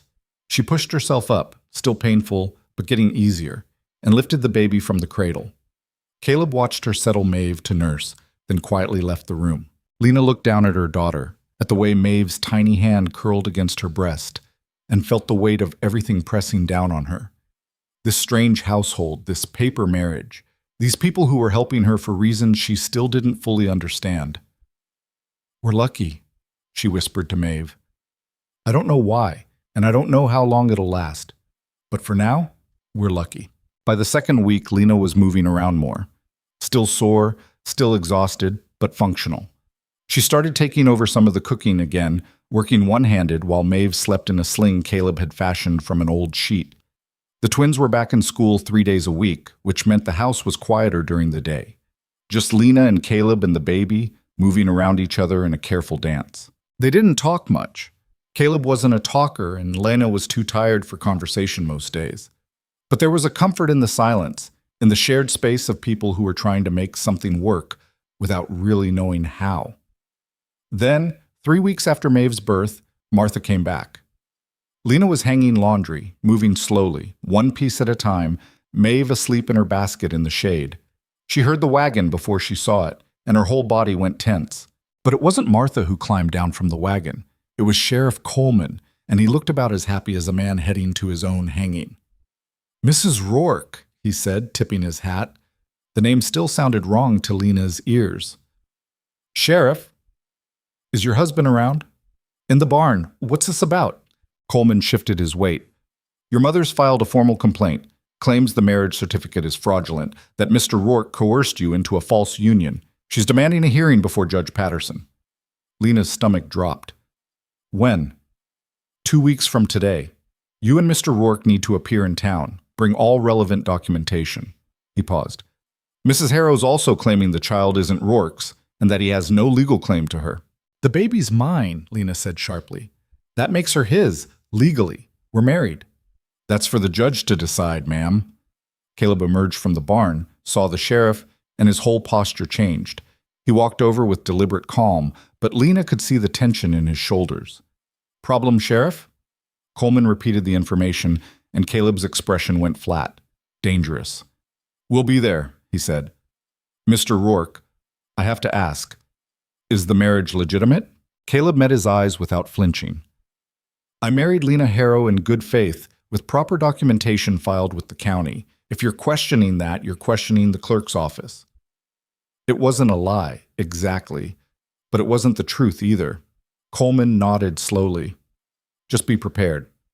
Mrs. Harrow's got herself a lawyer from Tucson, a man named Blackwood. He's good." "So am I," Caleb said. After the sheriff left, Lena sank onto the porch steps, her legs suddenly weak. Caleb sat beside her, close enough that their shoulders almost touched. "She's not going to stop," Lena said. "No, she's not." "What are we going to do?" Caleb was quiet for a moment. "We're going to go to that hearing, present the certificate, and make them prove it's fraudulent, which they can't because it's properly filed and witnessed." "By who?" "By the clerk and 2 witnesses who signed the document." Caleb's voice was calm, but Lena heard the steel underneath. "Your mother can scream fraud all she wants, but without proof, a judge isn't going to overturn a legal marriage. What if they ask us questions about our relationship, about how we met, about—" "We tell the truth. I brought you to my ranch. We were married shortly after. You had a baby. That's all factual." "It's not the whole truth." "The whole truth would get us both in trouble," Caleb said bluntly. "So we stick to the facts that matter." Lena looked at Maeve, sleeping peacefully in her basket. 3 weeks old and already caught in the middle of a legal battle she didn't understand. "I can't lose her," Lena whispered. "If the judge decides the marriage is fraudulent and gives me back to my mother, she'll take Maeve. She'll sell her to someone, or worse." Caleb's hand covered hers, brief, warm, solid. "That's not going to happen. I won't let it. You can't stop a judge's ruling. Watch me." The conviction in his voice was absolute. Lena wanted to believe him, wanted to trust that this man who'd bought her at auction and forged a marriage certificate would somehow protect her from the mess they were both tangled in. But trust was a luxury she'd never been able to afford. The next 2 weeks were tense. Caleb went to town twice, meeting with people Lena didn't know about, matters he didn't discuss. The twins sensed something was wrong and grew quiet, watchful. Even Maeve seemed fussier than usual, as if she could feel the anxiety radiating through the household. Lena tried to prepare for the hearing, but she didn't know how. What did you wear to defend a marriage that wasn't real? What did you say to a judge who held your entire future in his hands? The night before the hearing, she couldn't sleep. She paced her room with Maeve in her arms, the baby finally quiet against her shoulder. A soft knock at the door. Caleb, holding an oil lamp. "Can't sleep either?" he asked. Lena shook her head. He came in and sat in the chair by the window. "We need to get our story straight." I thought we were sticking to the facts. We are. But we need to agree on which facts. Caleb leaned forward, elbows on his knees. If they ask how we met, what do you say? That you bought me at auction. That I saw you in a difficult situation and offered assistance, which led to marriage. Lena snorted. That's a generous interpretation. It's the truth from a certain angle. It's a lie dressed up nice. It's survival, Caleb said. Same as everything else we've done. You want to win this hearing, or you want to be honest? Lena looked at her daughter. I want to keep Maeve safe. Then we tell the story that keeps her safe. We met under difficult circumstances. I offered you protection. We married quickly because you were pregnant and alone. The baby was born here under my roof with my name. That makes her mine as much as yours. What about love? Lena asked. Won't they ask if we love each other? Caleb was quiet for a long moment. Probably. What do we say? We say, we're building something. That love isn't always instant, sometimes it grows over time. He met her eyes. That's not even a lie. Isn't it? Is it? Caleb's gaze was steady. You care about the boys. They care about you. We're figuring out how to be a family. That's real, even if it's not what people expect. Lena wanted to argue, but she couldn't. Because he was right. Somewhere in the past 2 months, something had shifted. The twins called her by name now, sometimes asked her opinion on things. Caleb trusted her with his sons, with his home. And she'd started to trust him too, in small ways she hadn't quite noticed until now. What about the certificate, she asked. What if they examine it closely? They won't find anything wrong. The clerk who filed it is a friend. He owes me. Caleb's expression darkened. And the witnesses signed willingly, knowing what they were signing. Who were they? Doc Harrison and Samuel Brennan? Lena's eyes widened. Doc Harrison knows? He figured it out the day Maeve was born. Told me later he'd testify to the marriage being legitimate if it came to that. Caleb paused. He's a good man. So is Samuel. They won't let your mother destroy this. Why would they help us? Because they know what kind of woman Martha Harrow is, and they know what she'd do to you and Maeve if she got you back. Lena felt tears prick her eyes. She blinked them away furiously. I don't know how to thank you for this. Then don't. Just show up tomorrow and back up the story. And if I mess up? If I say something wrong? Caleb stood and crossed to her. He put one hand on her shoulder, gentle but grounding. You won't.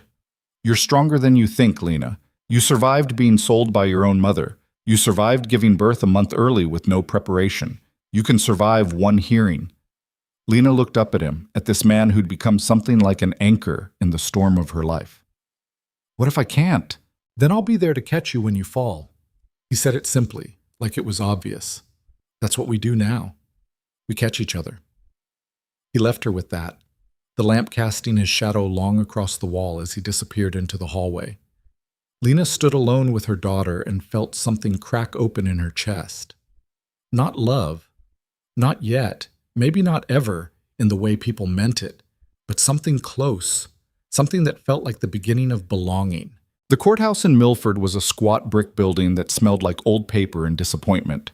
Lena wore her best dress, which wasn't saying much, but Caleb had bought her fabric, and she'd sewn something that didn't look like a flour sack. She carried Maeve in her arms, the baby mercifully asleep. Caleb wore a clean shirt and his best hat. The twins flanked them like small, fierce guards. Doc Harrison was there, and Samuel Brennan, a rancher from south of town who Lena had only met once.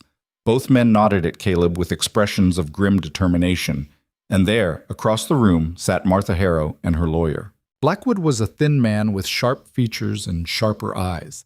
He looked like someone who'd made a career out of finding weaknesses and exploiting them.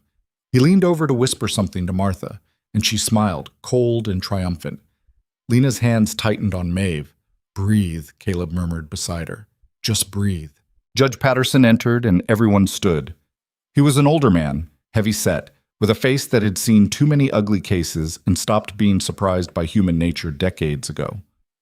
Be seated, he said, his voice carrying the weight of authority. We're here on a complaint filed by Martha Harrow regarding the marriage of Caleb Rourke and Lena Harrow Rourke, and the custody of the minor child born to Mrs. Rourke. Mr. Blackwood, present your case. Blackwood stood smoothly. Your Honor, my client contends that this marriage is a sham, a legal fiction created by Mr. Rourke to circumvent Mrs. Harrow's parental rights. The facts are simple. Mr. Rourke purchased Miss Harrow at a public auction.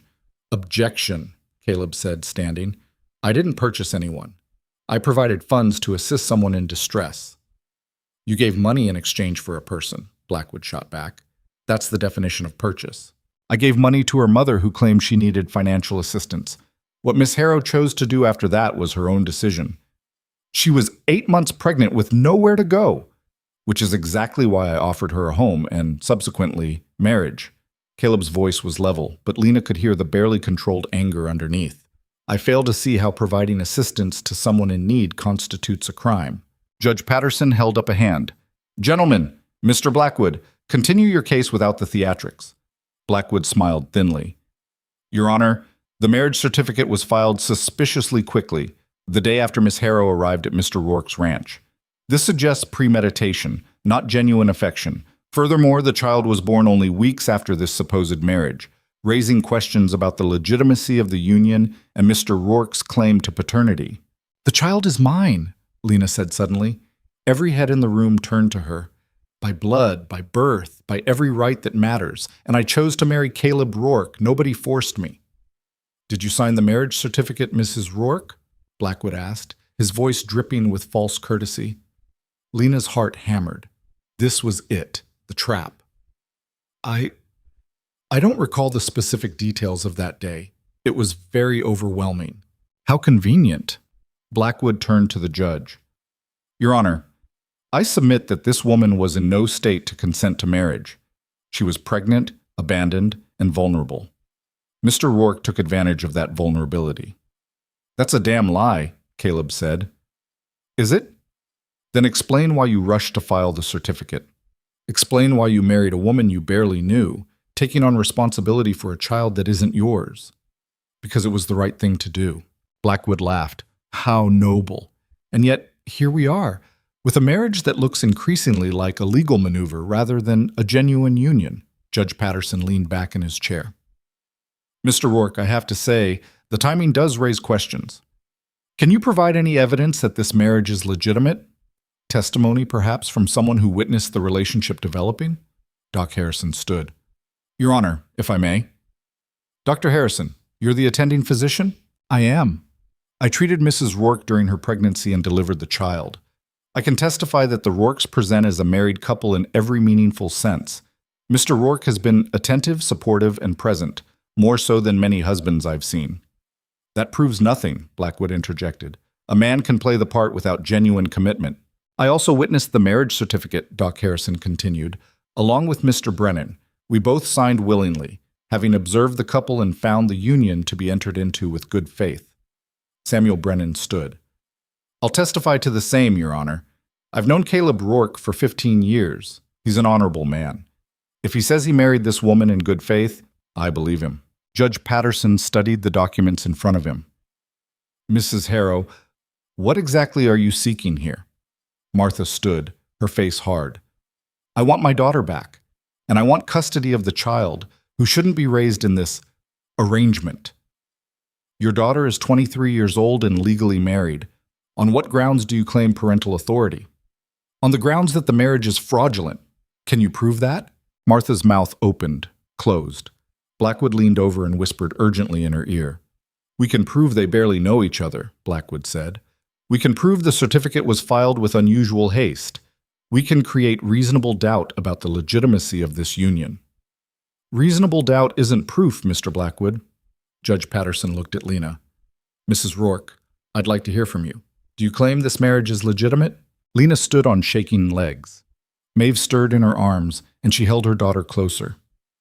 I claim that Caleb Rourke has shown me more kindness and respect in 2 months than I received in 23 years from my mother. I claim that he's protected me and my daughter when nobody else would. And I claim that whatever our marriage started as, it's real now. We're building something. It's not perfect, and it's not what people expect, but it's ours. The courtroom was silent. Lena looked at her mother. You sold me. You took money and walked away without looking back. Caleb gave me a home, a name, and a chance at something better. If you think a judge is going to side with you over him, you're delusional." Martha's face went red, then white. "You ungrateful—" "Enough," Judge Patterson said sharply. He looked at the papers again, then at Lena, then at Caleb. "Mr. Rourke, approach the bench." Caleb walked forward, his expression carefully neutral. The judge's voice was low, meant only for Caleb. But in the quiet courtroom, Lena heard every word. "I'm going to ask you a direct question, Mr. Rourke, and I expect a direct answer. Is this marriage a legal maneuver, or is it genuine?" Caleb didn't hesitate. "It started as protection. Now it's becoming something else. I can't tell you what it'll be in a year or 5 years, but I can tell you I'm committed to making it work, and so is Lena. That's as genuine as it gets." Judge Patterson studied him for a long moment. Then he nodded. "Step back." Caleb returned to Lena's side. She could feel him trembling, barely, but enough that she knew the calm facade was costing him. Judge Patterson cleared his throat. "I've reviewed the marriage certificate. It appears to be properly filed and witnessed. I've heard testimony from Dr. Harrison and Mr. Brennan, both credible witnesses. And I've heard from Mrs. Rourke herself, who clearly consents to this marriage." "Your Honor," Blackwood started. "I'm not finished." The judge's voice cut like a blade. "Mrs. Harrow, I find your complaint to be without merit. This marriage is legal and binding. You have no claim to your adult daughter or to her child. This hearing is concluded." The gavel came down with a crack that echoed like a gunshot. For a moment, nobody moved. Then Martha lunged forward, her face twisted with rage. "You can't do this! She's my daughter! That baby is—" "That baby is Maeve Rourke, daughter of Caleb and Lena Rourke," the judge said coldly. "And if you continue to harass this family, I'll have you arrested for disturbing the peace. Sheriff Coleman, please escort Mrs. Harrow from the courthouse." Coleman moved forward, and Martha jerked away from his touch.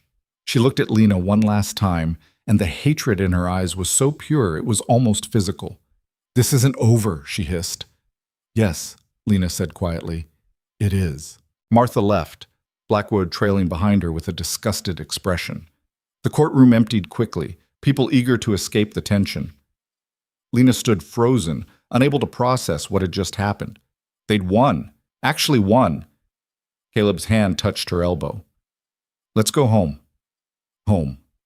The word hit Lena harder than it should have. They walked out of the courthouse into bright afternoon sunlight. The twins were waiting by the wagon, and when they saw their father's face, they broke into matching grins. "We won?" Rowan asked. "We won," Caleb confirmed. Eli whooped, and Rowan punched the air. Lena felt tears streaming down her face. Relief, exhaustion, shock, all of it pouring out at once. Doc Harrison clapped Caleb on the shoulder. "Well done, my boy. Couldn't have done it without you." "You could have, but I'm glad I could help." The doctor looked at Lena. "Take care of yourself, Mrs. Rourke. And that baby. She's going to grow up strong if you let her." Lena nodded, not trusting her voice. Samuel Brennan shook Caleb's hand, then tipped his hat to Lena. "Welcome to the family, so to speak. Caleb's a good man. You'll do right by each other." Then it was just the 5 of them, Caleb, Lena, the twins, and Maeve. A strange, cobbled-together family that shouldn't have worked but somehow did. They climbed into the wagon and headed home. The ride back was quiet at first, then Rowan spoke up from the back. "So you're really our stepmother now?" Lena looked at Caleb, who shrugged fractionally. She turned to face the boys. "I don't know what I am," she said honestly. "I'm not trying to replace your mother. Nobody could do that. But I'm here, and I'm going to do my best by you both. If that makes me a stepmother, then I guess that's what I am." The twins considered this. Then Eli nodded slowly. "Okay," he said. "That's fair." It was the most acceptance Lena could have hoped for. When they reached the ranch, the sun was starting to set. Caleb helped Lena down from the wagon, and for a moment they stood in the yard looking at the house, shabby, worn, but solid. "We did it," Lena said. "We did. What happens now?" Caleb looked at her, and something in his expression had changed. The careful distance he'd maintained since the day he'd brought her here had shifted, just slightly. "Now we figure out how to make this real," he said. "If that's what you want." Lena looked down at Maeve, then at the twins hauling supplies from the wagon, then back at Caleb. "Yeah," she said, "I think that's what I want." It wasn't love. Not yet. But it was the beginning of something that might someday become love, if they were careful enough and lucky enough and willing to do the work. Caleb nodded once, then headed into the house. Lena followed, carrying her daughter, stepping into a home that was starting to feel like it actually belonged to her. Behind them, the twins raced each other to the barn, their laughter carrying on the evening air. And for the first time since she'd stood on that auction block, Lena felt something that wasn't fear or resignation. She felt like she might actually have a future worth living. The victory in the courthouse should have changed everything. In some ways, it did. Martha never came back.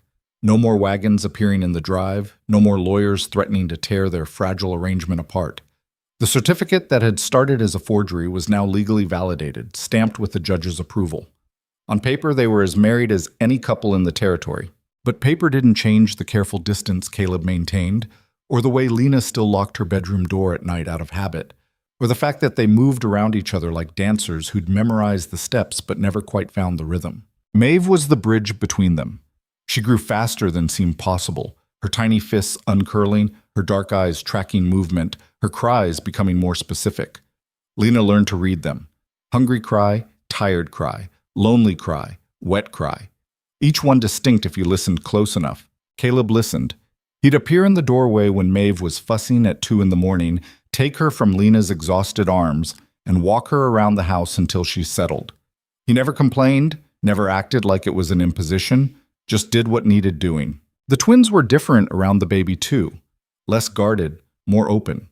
Eli had taken to carving small wooden animals for her, crude things that barely resembled what they were supposed to be. But he'd set them on the edge of her cradle like offerings. Rowan sang to her, old songs Lena suspected he'd learned from his mother.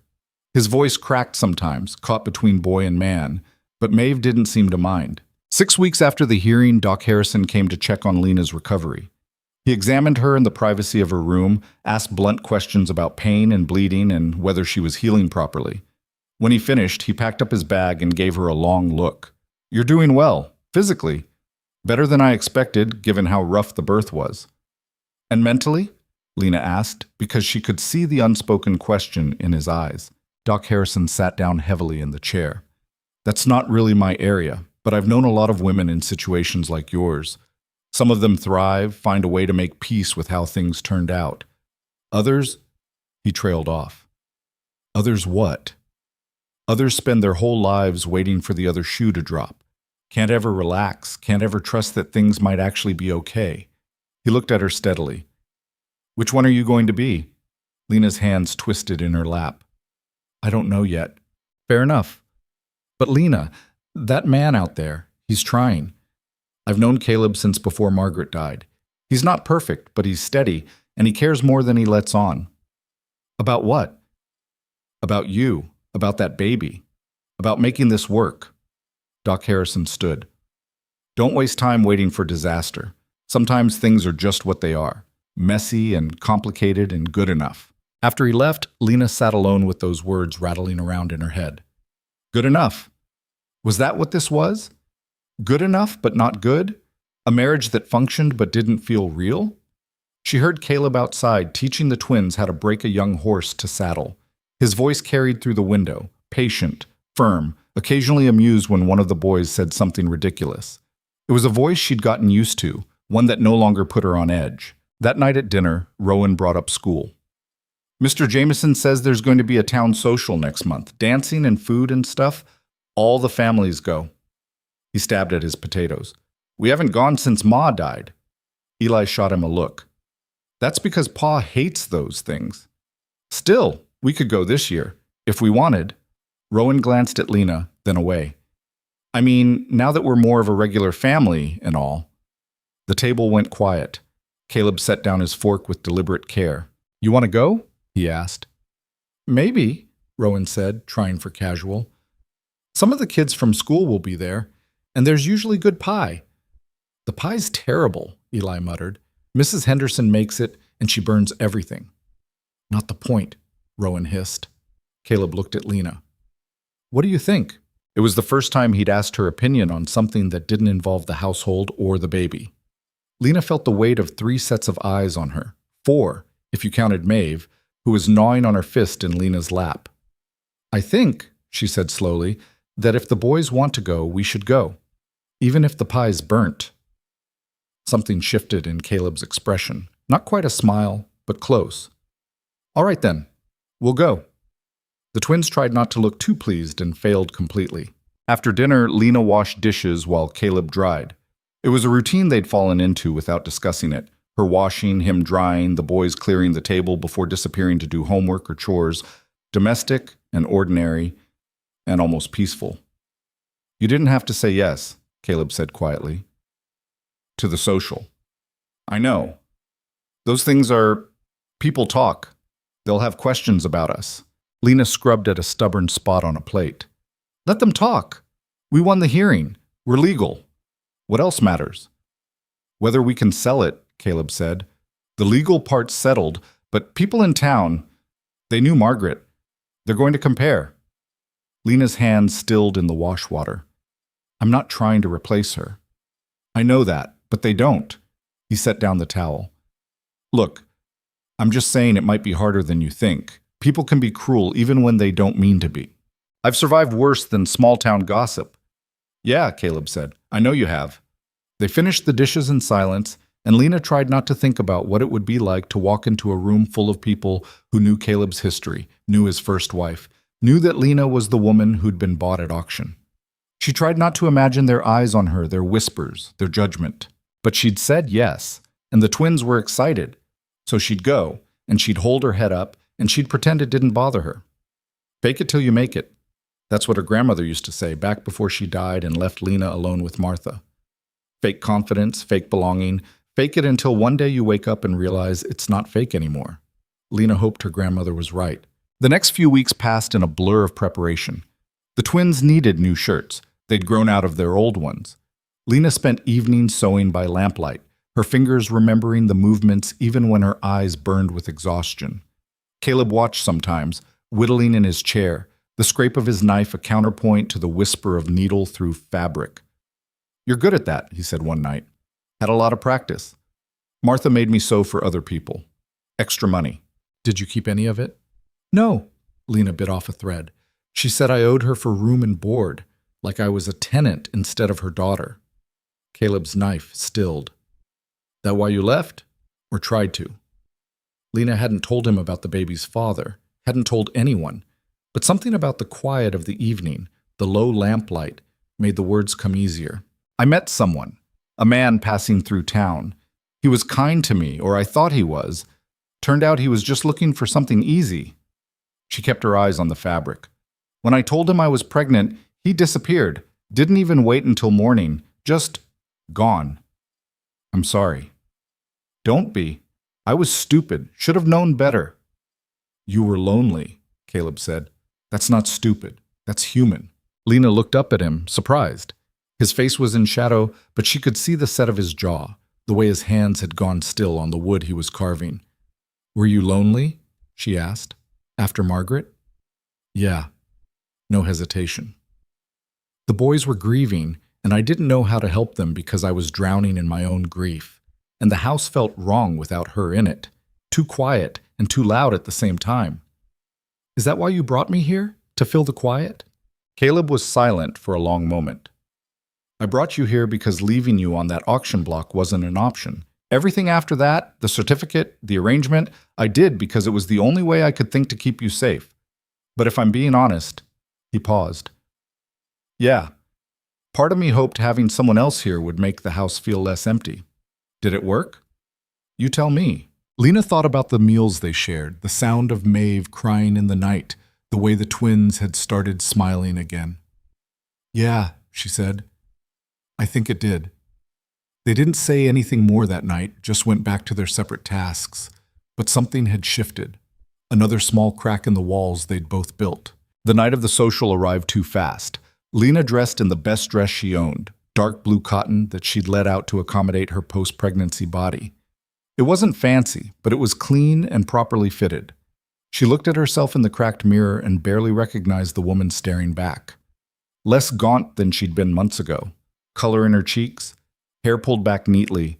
She looked almost respectable. Maeve was staying with a neighbor woman, elderly Mrs. Chen, who'd raised 6 children of her own and assured Lena the baby would be fine for a few hours. Lena had spent 20 minutes giving instructions before Caleb physically steered her toward the wagon. "She'll be fine," he said. "Mrs. Chen raised half the town. Maeve's in good hands." "But what if nothing? Come on." The twins were already in the wagon, scrubbed and dressed in their new shirts. They looked uncomfortable and eager at the same time, the way boys do when they're forced into something formal but secretly excited about it. The ride to town was quiet. Lena's stomach churned with nerves. Beside her, Caleb seemed calm, but she noticed his jaw was tight. The social was held in the church hall, a large room decorated with bunting and paper flowers. Tables lined the walls, laden with food that people had brought. A small group of musicians set up in the corner, tuning fiddles and a battered piano. People milled around, talking in clusters. The noise a low roar that hit Lena like a wave when they walked in. Heads turned, conversations faltered, then resumed in urgent whispers. Lena felt every eye on her, felt the weight of their curiosity, their judgment, their speculation. Her hands went clammy. Caleb's hand touched the small of her back. Brief. Grounding. "Head up," he murmured. "You belong here as much as anyone." She wanted to believe him. The twins disappeared immediately, pulled into a group of boys their age. Caleb and Lena stood awkwardly near the door until Doc Harrison appeared, his wife on his arm. "Caleb, Lena, good to see you both." Mrs. Harrison was a plump, cheerful woman who'd never met a silence she couldn't fill. "And how's that beautiful baby?" "She's well," Lena said, grateful for the friendly face. "Growing fast." "They do that. Enjoy it while she's small. Before you know it, she'll be running around getting into everything." Mrs. Harrison beamed at them. "You two make a lovely couple. Doesn't matter what anyone says." Which was her way of acknowledging that people were, in fact, saying things. "Thank you," Caleb said evenly. They chatted for a few minutes before Mrs. Harrison pulled her husband away to greet someone else. Caleb and Lena stood alone again in the crowded room. "Want something to drink?" Caleb asked. "Please." He left to get punch, and Lena was immediately approached by a woman she didn't know, middle-aged, wearing too much perfume and a smile that didn't reach her eyes. "You must be the new Mrs. Rourke," the woman said. "I'm Clara Whitmore. I knew Margaret quite well." Of course she did. "It's nice to meet you," Lena said carefully. Such a tragedy. What happened to her? She was so vibrant, so full of life. The boys must miss her terribly." Clara's eyes swept over Lena, cataloging every detail. "It must be difficult stepping into her shoes." "I'm not trying to step into anyone's shoes. I'm just trying to help raise 2 boys and take care of my daughter." "Oh, of course, I didn't mean to imply." Clara leaned in conspiratorially. "It's just that some of us were surprised when Caleb remarried so quickly, and under such unusual circumstances." There it was, the knife, politely wrapped in concern. "My circumstances were desperate," Lena said flatly. "Caleb offered help when no one else would. I'm grateful for that." "Grateful enough to marry him?" "Grateful enough to build a life with him, which is what marriage is, isn't it?" Clara's smile tightened. "Well, I suppose everyone has their own idea of what marriage should be." Caleb reappeared with 2 cups of punch, and Clara made her excuses and drifted away. He handed Lena a cup and watched Clara's retreating back. "Let me guess. She had thoughts about our marriage." "Several," Lena said. She took a sip of punch and made a face. "This is terrible. Everything here is terrible. That's part of the charm." Caleb's mouth twitched. "You handled her well." "I've dealt with worse than Clara Whitmore." "Yeah, you have." The music started, a lively reel that pulled people onto the makeshift dance floor. Lena watched couples spin and laugh, saw the twins hovering on the edges with their friends, saw the easy way people moved together. She'd never learned to dance. Martha had said it was frivolous, a waste of time. But watching now, Lena felt the lack of it. One more thing she'd been denied, one more gap in what normal people knew how to do. "You want to dance?" Caleb asked. Lena looked at him, startled. "I don't know how." "Neither do I. Not really. Margaret tried to teach me once, but I stepped on her feet so many times she gave up." He set down his punch cup. "But we could try." If you want. People will stare. People are already staring. Might as well give them something to stare at. Lena laughed despite herself. That's terrible logic. Best I've got. He held out his hand. Come on, we'll figure it out. She took his hand, let him lead her onto the floor. Other couples made space for them, and Lena felt the weight of attention like a physical thing. Caleb put one hand on her waist, carefully, respectfully. She put her hand on his shoulder and they started to move. It was awkward and clumsy, nothing like the smooth circles the other couples were making. Caleb did step on her foot, and she accidentally elbowed him trying to find the right position. But they kept going, kept trying to find the rhythm together. This is ridiculous, Lena said, but she was smiling. Completely, Caleb agreed. But at least we're ridiculous together. They made it through one full circuit of the floor before the song ended. When they stepped apart, there was scattered applause, some of it genuine, some of it polite. Lena's face was flushed, her heart pounding, and for the first time since walking into the hall, she didn't feel like an outsider. Caleb got pulled into a conversation with some other ranchers about cattle prices. Lena found herself standing with a group of women she didn't know, all of them talking about children and recipes and the latest gossip from town. She listened more than she talked, trying to navigate the unspoken rules of female conversation. One woman, younger, maybe Lena's age, finally addressed her directly. I'm Sarah Brennan, Samuel's daughter. Samuel, who'd testified at the hearing. Lena smiled. Thank you for what your father did. Sarah waved it off. Pa likes Caleb, always has, and he can't stand bullies, which is what your mother is, no offense. None taken, she is a bully. How's the baby? I heard she came early. She's doing well, getting bigger every day. Sarah smiled. I've got a 2-year-old at home. It gets easier and harder at the same time. Easier because they sleep through the night eventually. Harder because they start getting into everything. They talked about babies and sleepless nights and the strange isolation of new motherhood. Sarah didn't ask intrusive questions or make veiled comments about Lena's past. She just talked to her like a normal person, and Lena felt some of the tension in her shoulders ease. Maybe not everyone in town was going to be like Clara Whitmore. The evening wore on. The twins stuffed themselves with food and ran around with their friends. Caleb talked cattle and weather and all the boring things men talked about when they gathered. And Lena found herself actually enjoying parts of it. The music, the conversation with Sarah, the sense of being part of something larger than herself. Near the end of the night, Eli appeared at her elbow, red-faced and breathless. Rowan got in a fight, he said. Lena's stomach dropped. What? Tommy Henderson said something about you, about how Pa bought you at auction like cattle. Rowan punched him. Caleb was already moving toward the commotion before Lena could respond. She followed, pushing through the crowd to where Rowan stood with a bloody nose, facing a bigger boy who looked equally roughed up. Tommy Henderson, Lena assumed. Caleb grabbed Rowan by the shoulder. What happened? He said, Rowan's voice cracked. He said Lena was a whore, and that Maeve probably isn't even yours, and that we're all a joke. The crowd went silent. Tommy's father, a large man with a florid face, stepped forward. My boy doesn't lie. If he said it, then your boy's got a mouth that needs washing out with soap, Caleb said coldly. Because whatever Lena was or wasn't before she came to my ranch is none of his business or yours. You can't tell me.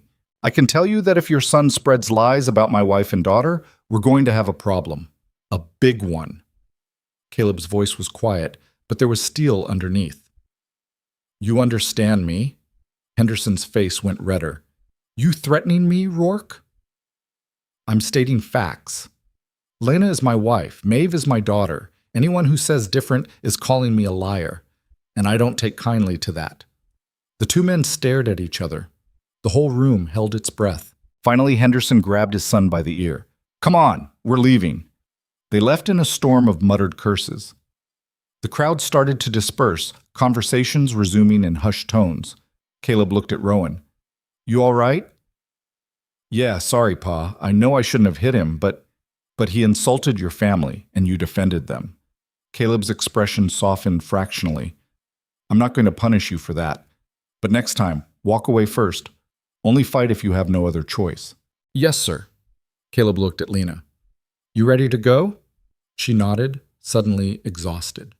They collected Eli, said quick goodbyes to the few people who would still meet their eyes, and headed for the wagon. The ride home was quiet. The twins dozed in the back, worn out from excitement and drama. Caleb drove with his usual steady competence, and Lena sat beside him, replaying the evening in her head. "I'm sorry," she said finally, "about what Tommy said, about what Rowan had to hear. That's not your fault. Isn't it? If you hadn't what?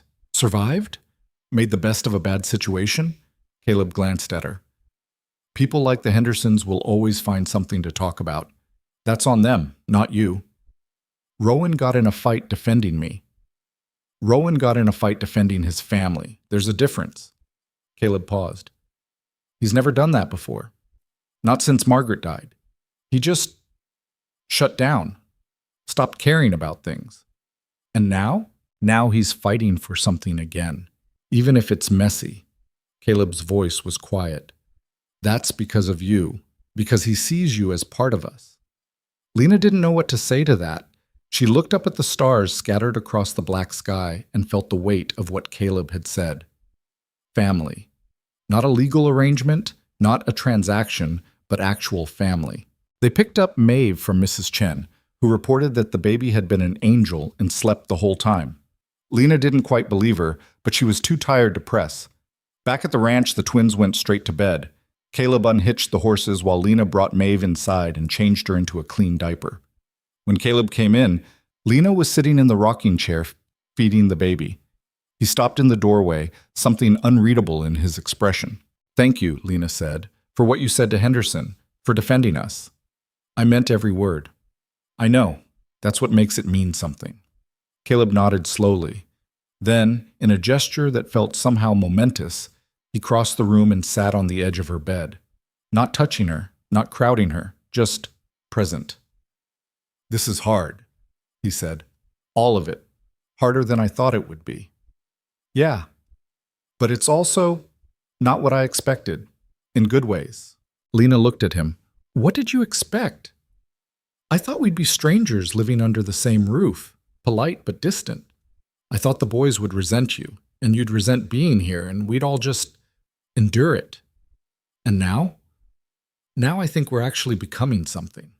I don't know what yet, but something real." He paused. "If you want that." Lena's heart was beating too fast. "What if I don't know what I want?" "Then we keep going until you figure it out. No pressure, no expectations." Caleb stood. "I'm just saying that if you want this to be more than a legal arrangement, I'm open to that. And if you don't, that's fine too. Either way, you're safe here, you and Maeve both." He left before she could respond. Lena sat alone with her daughter, processing what he'd just offered. Permission to stay distant, permission to come closer, permission to figure it out at her own pace. It was more than anyone had ever given her. Maeve finished nursing and fell asleep, her tiny mouth going slack. Lena held her, feeling the warm weight of her, and thought about the future, about what it might look like to actually build something real with Caleb Rourke. Not just survive together, but live together. Maybe even, eventually, love together. It was terrifying, and it was the first thing in a long time that felt like hope. She carried Maeve to the cradle and tucked her in carefully. Then, after a long moment of hesitation, she left her bedroom door unlocked. It was a small thing, a symbolic thing, but it felt like a step forward. In his own room, Caleb lay awake and listened to the house settling around him. He heard Lena moving in her room, heard the creak of the cradle as she set Maeve down, heard the quiet click of the door closing, but not the scrape of the lock turning. For the first time in 2 years, the silence in the house didn't feel like grief. It felt like possibility. The unlocked door became a turning point, though neither of them acknowledged it out loud. It was just there. A door that used to click shut every night now staying open, a boundary that had shifted without ceremony or declaration.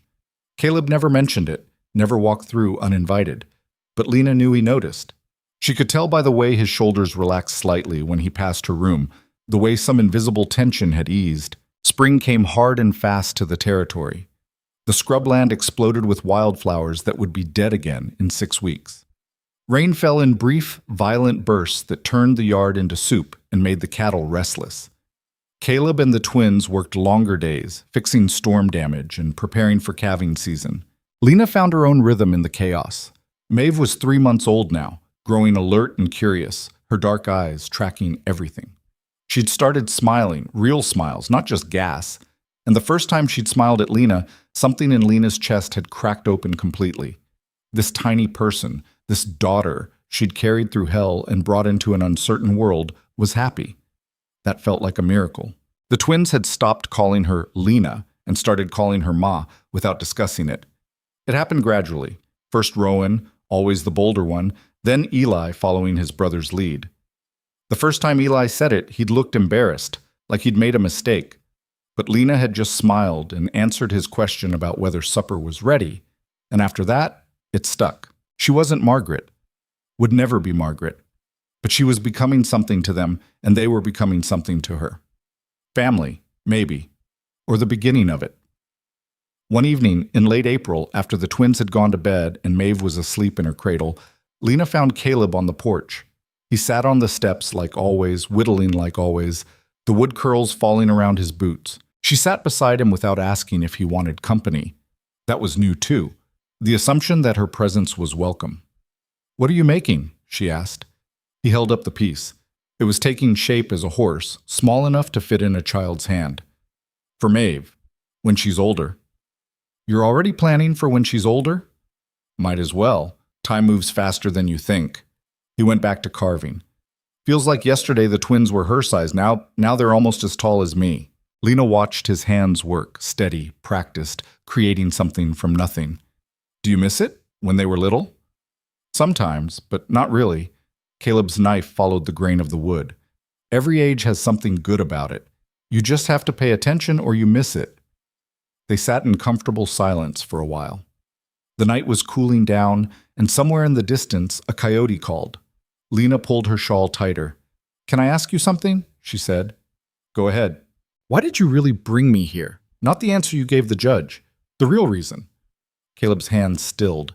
He set down the knife and the half-carved horse and looked at her directly. "You want the real answer?" "I wouldn't ask if I didn't." He took a breath. "I saw my wife on that auction block. Not literally. Margaret would have burned the whole town down before she let someone sell her. But I saw what you could have been, what could have happened to Margaret if she'd been born with less luck or into a worse family. I saw someone who needed help, and I couldn't walk away from that." Lena's throat went tight. "So it was about her, about Margaret. It started that way, but it stopped being about her pretty quick." Caleb picked up the carving again, not looking at her. "You're not Margaret. You're nothing like her, actually. She was loud and fierce and filled up every room she walked into. You're quiet and careful, and you watch everything before you make a move." "I'm sorry I'm not—" "Don't." Caleb's voice was firm. "Don't apologize for being who you are. I'm not comparing you. I'm just saying, what started as me seeing someone else became me seeing you. Lena, not a stand-in for my dead wife, not a transaction, not a charity case, just you." Lena didn't know what to say. She looked out at the dark shapes of the pastures, the distant mountains silhouetted against the stars. "I don't know how to be in a real marriage," she said finally. "I never saw a good one growing up. My father left when I was 5, and my mother spent the rest of her life angry about it. I don't know what it's supposed to look like." "Neither do I, honestly. Margaret and I figured it out as we went, and we still fought about stupid things all the time. Marriage isn't some perfect thing. It's just two people trying to build something together and messing up a lot along the way." "Is that what we're doing? Building something?" Caleb looked at her and his eyes were serious. "I think we have been for a while now. The question is whether you want to keep building or whether you want to keep treating this like it's temporary." Lena's heart hammered in her chest.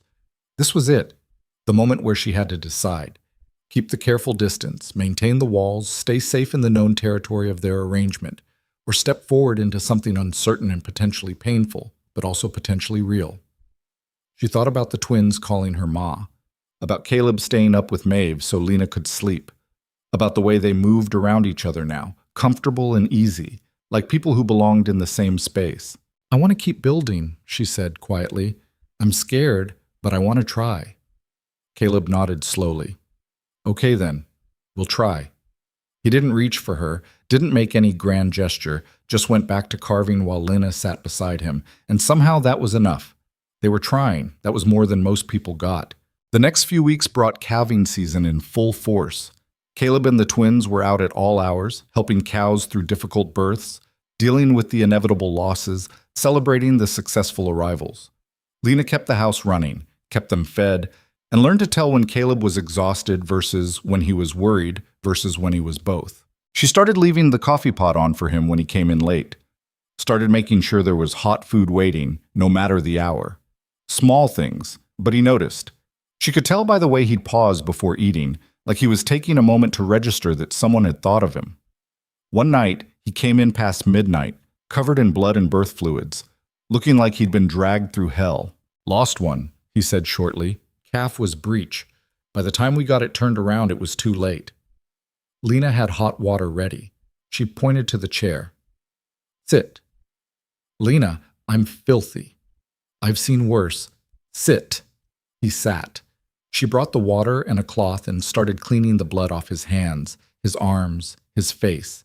He let her, too tired to protest, his eyes half closed. "It happens every year," he said, "but it never gets easier." "It shouldn't get easier. That would mean you stopped caring. Caring doesn't save them." "No, but it matters anyway." Lena wrung out the cloth. "You did everything you could. That has to count for something." Caleb caught her hand, not pulling, just holding. His fingers were rough and scarred, and his grip was warm. "Thank you." "For what?" "For this. For being here. For—" He trailed off, seemed to struggle for words. "For making this house feel like a home again." Lena's eyes stung. She blinked hard, willing the tears away. "You're welcome." They stayed like that for a moment, his hand holding hers, the silence full of things neither of them knew how to say. Then Caleb released her, stood, and headed to clean up properly. Lena sat alone in the kitchen and let herself cry. Not from sadness exactly, from the overwhelming weight of finally having something that felt like it might last. In May, Eli's birthday came around. He turned 13, officially a teenager, though he'd been acting like one for months already. Lena made a cake, lopsided and slightly burnt on one side, but edible. Rowan gave him a pocket knife he'd saved up for. Caleb gave him new boots, grown-up boots for a boy who was becoming a man. Eli looked at them all, his young face struggling with emotions he didn't quite know how to express. "Thanks," he mumbled. Thanks." "You're welcome, kid," Caleb said. Lena cut the cake, and they ate it even though it was too dry and the frosting was grainy. Maeve sat in her basket, gnawing on her fist, watching the celebration with wide eyes. After the twins went to bed, Caleb helped Lena clean up. They worked in easy silence, passing dishes, moving around each other like dancers who'd finally learned the steps. "You're good with them," Caleb said. "The boys. I see how they are with you. They're good boys. Makes it easy." They weren't always. After Margaret died, they were angry, Eli especially.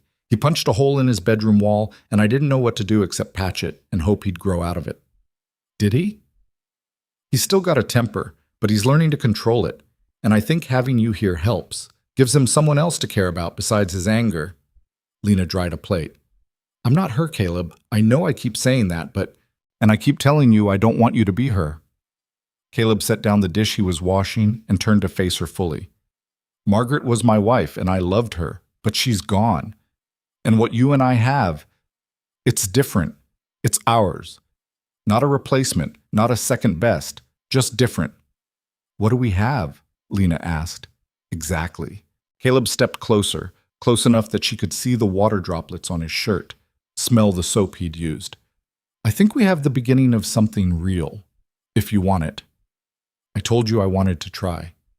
"I know, but wanting to try and actually doing it are different things." His hand came up, hesitated, then gently brushed a strand of hair from her face. "I'm asking what you want. Not what's practical, not what's safe. What do you actually want?" Lena's breath caught. No one had ever asked her that before. Not what she could do, not what she should do, but what she wanted. "I want this to be real," she said. "I want to stop being afraid that you'll change your mind or that I'll mess it up somehow. I want to just be here with you and the boys and Maeve, without always waiting for it to fall apart. Then stop waiting, Caleb said softly. It's not going to fall apart. Not unless we let it. He leaned down slowly, giving her time to pull away if she wanted. Lena didn't pull away. His lips met hers, gentle, questioning. Nothing like the rough taking she'd known before. This was asking, not demanding, offering, not taking. Lena kissed him back, her hands coming up to grip his shirt, and felt something in her chest unlock completely. This was choosing. This was wanting. This was stepping into the uncertain territory of actually letting someone matter. When they pulled apart, Caleb rested his forehead against hers. We'll take it slow, he said. No rush. We'll figure it out together. Okay, Lena whispered. Together. That night, for the first time, she didn't close her door at all. Left it wide open, an invitation and a statement. She heard Caleb moving in his room, heard the creak of his bed as he settled in, heard the house breathing around them. And for the first time in her entire life, Lena felt safe enough to sleep without her guard up. Summer arrived with brutal heat that baked the land hard as stone. The wildflowers died off, leaving behind dry husks. Water became precious, rationed carefully between the household and the livestock. Everyone moved slower, conserving energy, waiting for the worst of the heat to pass. Maeve was sitting up now, grabbing at everything in reach, putting everything in her mouth. She was louder too, babbling in a language only she understood, shrieking with delight when the twins made faces at her. She'd become the center of the household in ways none of them had planned, pulling them all into orbit around her. Lena and Caleb fell into a new pattern. Not quite husband and wife in the traditional sense, they still had separate rooms, still moved carefully around the more intimate aspects of marriage. But there was affection now. His hand on her shoulder when he passed, her fingers straightening his collar before he went to town. Small touches that said you matter without needing words. The twins noticed. Of course they noticed. One evening, Rowan cornered Lena while she was folding laundry. Are you and Pa actually married now? Like, for real? Lena set down the shirt she was folding. What do you mean? I mean, we all know it started as a legal thing, to keep your mother away. But now it seems like, I don't know, like you actually like each other. We do like each other. Do you love him? The question hit Lena harder than it should have. Did she love Caleb? She cared about him, trusted him, wanted to build a life with him. But love, that big terrifying thing, she didn't know if that's what this was. I don't know yet, she said honestly, but I think I'm heading there. Is that okay with you? Rowan considered this. Yeah, I think so. Pa's been happier lately, and Eli and me, we like having you here, so if you're going to stay, you might as well actually be his wife and not just pretend. Is that your blessing? Yeah, I guess it is. Rowan paused. Eli thinks so too. He's just too stubborn to say it. Lena smiled. Thank you. That matters more than you know. Rowan shrugged, embarrassed, and left. Lena went back to folding laundry, but her mind was elsewhere. The twins' approval, Caleb's patient affection, Maeve's growing presence, all the pieces of a life she'd never imagined having. It scared her how much she wanted to keep it. In late June, word came that Martha had died. The messenger was Samuel Brennan, who rode out to deliver the news in person rather than sending a letter. Fever, he said, hat in hands, standing in the yard looking uncomfortable. Went quick, from what I heard. She was in Tucson working in a boarding house. Owner found her this morning. Lena stood on the porch, Maeve on her hip, and felt nothing. No grief, no relief, no satisfaction. Just a blank emptiness where a reaction should have been. Thank you for telling us, she said. After Samuel left, Caleb came to stand beside her. You all right? I don't know what I am. You don't have to feel anything. She was a terrible mother. You don't owe her grief. I know, but it feels wrong to feel nothing. Caleb put his arm around her shoulders, solid, grounding. She's gone. She can't hurt you anymore. That's all that matters. Lena leaned into him, feeling his steady presence, and let herself not feel. It was okay not to mourn someone who'd caused nothing but pain. It was okay to be relieved. It was okay to move on. Martha was buried in Tucson, far from Milford. Lena didn't go to the funeral. Neither did Caleb or the twins. They stayed at the ranch and lived their lives, and Martha Harrow faded into the past where she belonged. 2 weeks later, Lena went into town alone for the first time since the social. She needed fabric and thread, and Caleb had business at the bank, so they'd ridden in together. While he handled his business, Lena walked to the general store. Clara Whitmore was there, examining ribbons with that same artificial smile. She saw Lena and her expression soured. "Mrs. Rourke, I heard about your mother. My condolences." "Thank you," Lena said, though she knew the words were empty. "It must be difficult being alone in the world now." "I'm not alone. I have a family." Clara's smile turned sharp. "Of course, how could I forget? Though I suppose it's different when it's not your family by blood." Something in Lena snapped. She was tired. Tired of Clara's veiled insults. Tired of defending her place. Tired of pretending to be smaller than she was to make other people comfortable. "You're right," Lena said. "It is different, because I chose them, and they chose me. We're not bound by blood. We're bound by something stronger. We're bound by showing up for each other every single day and choosing to keep building something together even when it's hard." Clara blinked, taken aback. "My mother was my blood," Lena continued, "and she sold me like livestock. Caleb was a stranger, and he gave me a home. The twins lost their mother, and they're learning to trust me anyway. That's not less than a blood family, Mrs. Whitmore. That's more. Because we're choosing it." She grabbed her fabric and thread, paid for them, and walked out with her head high. Outside, Caleb was waiting by the wagon. He took one look at her face and raised an eyebrow. "What happened?" "I told Clara Whitmore exactly what I thought of her opinions." Caleb's mouth twitched. "Good. She's had that coming for years." They rode home together, and Lena felt lighter than she had in months. She'd stood up for herself, for her family, for what they were building, and it felt right. That night, after the twins were asleep and Maeve was down for the night, Lena found Caleb on the porch. She sat beside him, and without thinking about it, leaned her head on his shoulder. "Thank you," she said. "For what?" "For seeing me. For choosing me. For making me part of this." Caleb's arm came around her, pulling her closer. "Thank you for staying, for trying, for being brave enough to let this be real." They sat like that until the stars came out, just breathing together, being together, building something that nobody else could see but that felt as solid as the earth beneath them. In August, Maeve took her first steps. It happened in the main room while Lena was making dinner. Caleb was sitting on the floor with her, and she pulled herself up on his leg, wobbled, then let go, and took 3 lurching steps before falling on her bottom. The twins, doing homework at the table, erupted in cheers. Caleb scooped Maeve up and brought her to Lena, who was standing frozen by the stove. "Did you see that?" His face was lit up with pride. "She walked!" Lena took her daughter, kissed her head, felt tears streaming down her face. I saw. Maeve laughed, delighted by the attention, and clapped her hands. That night, after everyone else was asleep, Lena stood in Maeve's room watching her daughter sleep. This tiny person who'd been born a month early in a desperate situation, who shouldn't have thrived but did, who was walking and laughing and growing into herself. Caleb appeared in the doorway. "You okay?" "Yeah, just thinking." About how far we've come. All of us." Lena looked at him. 6 months ago, I was standing on an auction block thinking my life was over. Now I'm here, watching my daughter sleep, with a family I actually chose. No regrets? Some days I still can't believe this is real. That you're real, that this is my life now. She paused. But no regrets. Caleb crossed the room and took her hand. Come on. You need sleep too. He walked her to her room, but at the door, Lena stopped. She looked at her room, then at his room down the hall, then back at him. Stay, she said quietly. Caleb's expression shifted.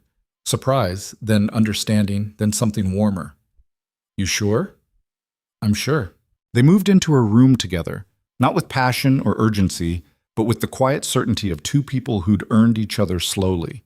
Caleb held her like she was something precious, and Lena let herself be held, let herself want, let herself have this. Afterward, lying in the darkness with his arm around her and his breath steady against her hair, Lena finally understood what the twins had been asking. This was real. This was marriage. Not perfect, not simple, but theirs. I love you, she whispered. Caleb's arm tightened around her. I love you too. It was the first time either of them had said it out loud. and it felt like the most honest thing Lena had ever spoken. Fall came with cooler temperatures and the endless work of preparing for winter. The twins went back to school full-time. Maeve toddled everywhere, getting into everything, keeping Lena on constant alert. And Lena and Caleb fell into the rhythm of actual marriage, sleeping in the same bed, making decisions together, building their life with intention instead of just surviving it. One October evening, Lena was sewing while Caleb read to the twins from one of their school books. Maeve played on the floor with the wooden animals he'd carved, making them have incomprehensible conversations. Lena looked around the room at this family she'd found in the most unlikely way and felt something settle in her chest. Peace. Actual peace. This was what she'd been surviving for. This moment. This life. These people who'd chosen her just as much as she'd chosen them. Rowan looked up from where he was sprawled on the floor. "Ma, can we have pie for dessert tomorrow?" Ma. Not Lena. Ma. "If you help me make it," Lena said. "Deal." Caleb caught her eye and smiled, and Lena smiled back. They'd built this strange, imperfect, beautiful thing. Built it from desperation and necessity and small acts of kindness that had accumulated into love. It wasn't the life Lena had imagined for herself. It was better, because it was real. Winter arrived early that year, bringing snow that buried the ranch under 3 feet of white. They were stuck inside for days at a time, the 5 of them learning to navigate close quarters without driving each other crazy. Caleb taught the twins to play chess. Lena taught them to make decent bread. Maeve learned new words every day, her vocabulary exploding as she tried to name everything in her expanding world. Christmas came quietly. They didn't have much money for presents, but Caleb carved toys for Maeve and the twins. Lena sewed new shirts for all 3 of her men. The twins pooled their money and bought Lena a hairbrush. Simple, practical, but given with such earnest affection that she teared up. They ate a simple meal, sang songs the twins learned in school, and watched snow fall outside the window. It was nothing fancy, but it was theirs. On Christmas night, after the twins and Maeve were asleep, Lena and Caleb sat by the fire. She was tucked against his side, his arm around her, both of them content to just be quiet together. "I've been thinking," Caleb said. About making this official, really official." Lena sat up to look at him. "What do you mean? We're already married. On paper, with a certificate I forged and witnesses who lied for me." Caleb took her hand. "I want to do it right this time. Stand up in front of people and actually marry you. Make vows we both mean. No tricks, no legal maneuvering, just us, choosing each other." Lena's throat went tight. "You want to marry me again?" "I want to marry you for real this time, if you'll have me."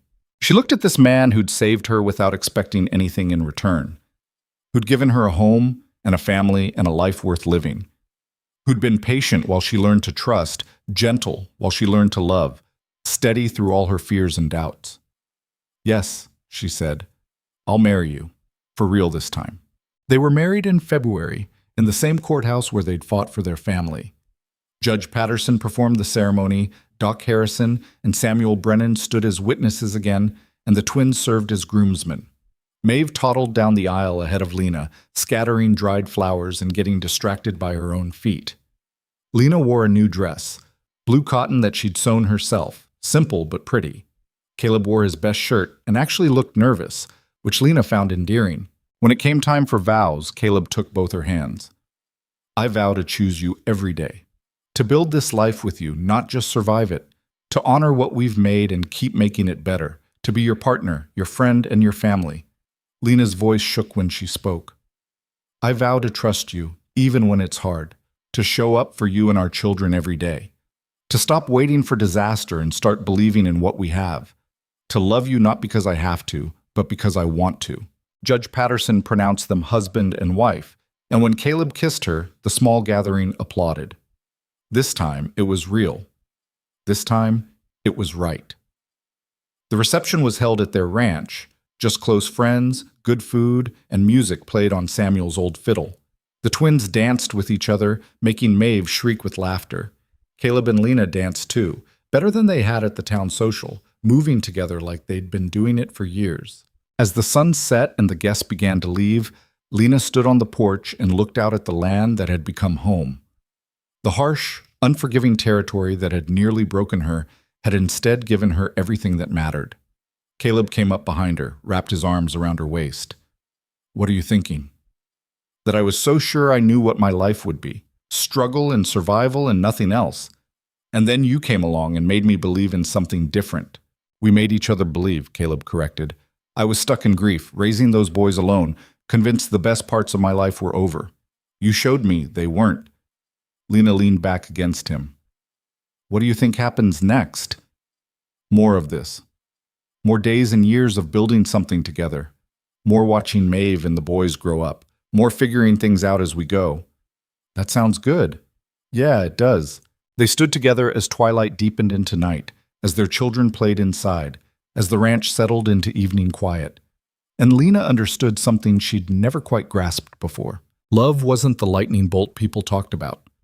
It wasn't instant or easy or perfect. It was this: choosing to show up day after day, building something brick by brick until you looked around and realized you'd made a life. A real one, with all its imperfections and struggles and small, perfect moments of grace. She'd been sold like cattle, bought by a stranger, thrust into an impossible situation. And from that desperation, she'd found family, found love, found herself. The auction block was years behind her now, but Lena would never forget standing on it, feeling worthless and alone. Because that moment had led to this one. And this moment, standing on her own porch, in her own home, with her own family, was worth every hard step it had taken to get here. "Come on," Caleb said, kissing her temple. "Let's go inside. Our family's waiting." Our family. The words settled around Lena like a warm blanket. She took his hand, and together they walked into the house, into the noise and mess and love that waited inside. Into the life they'd built from nothing but need and stubbornness and the crazy belief that maybe, just maybe, they deserved something good. And in the end, that's exactly what they got. Not perfection, not ease. Just a family cobbled together from broken pieces, held together by choice and effort and the kind of love that grows slow and steady and strong. It was enough. It was more than enough. It was everything.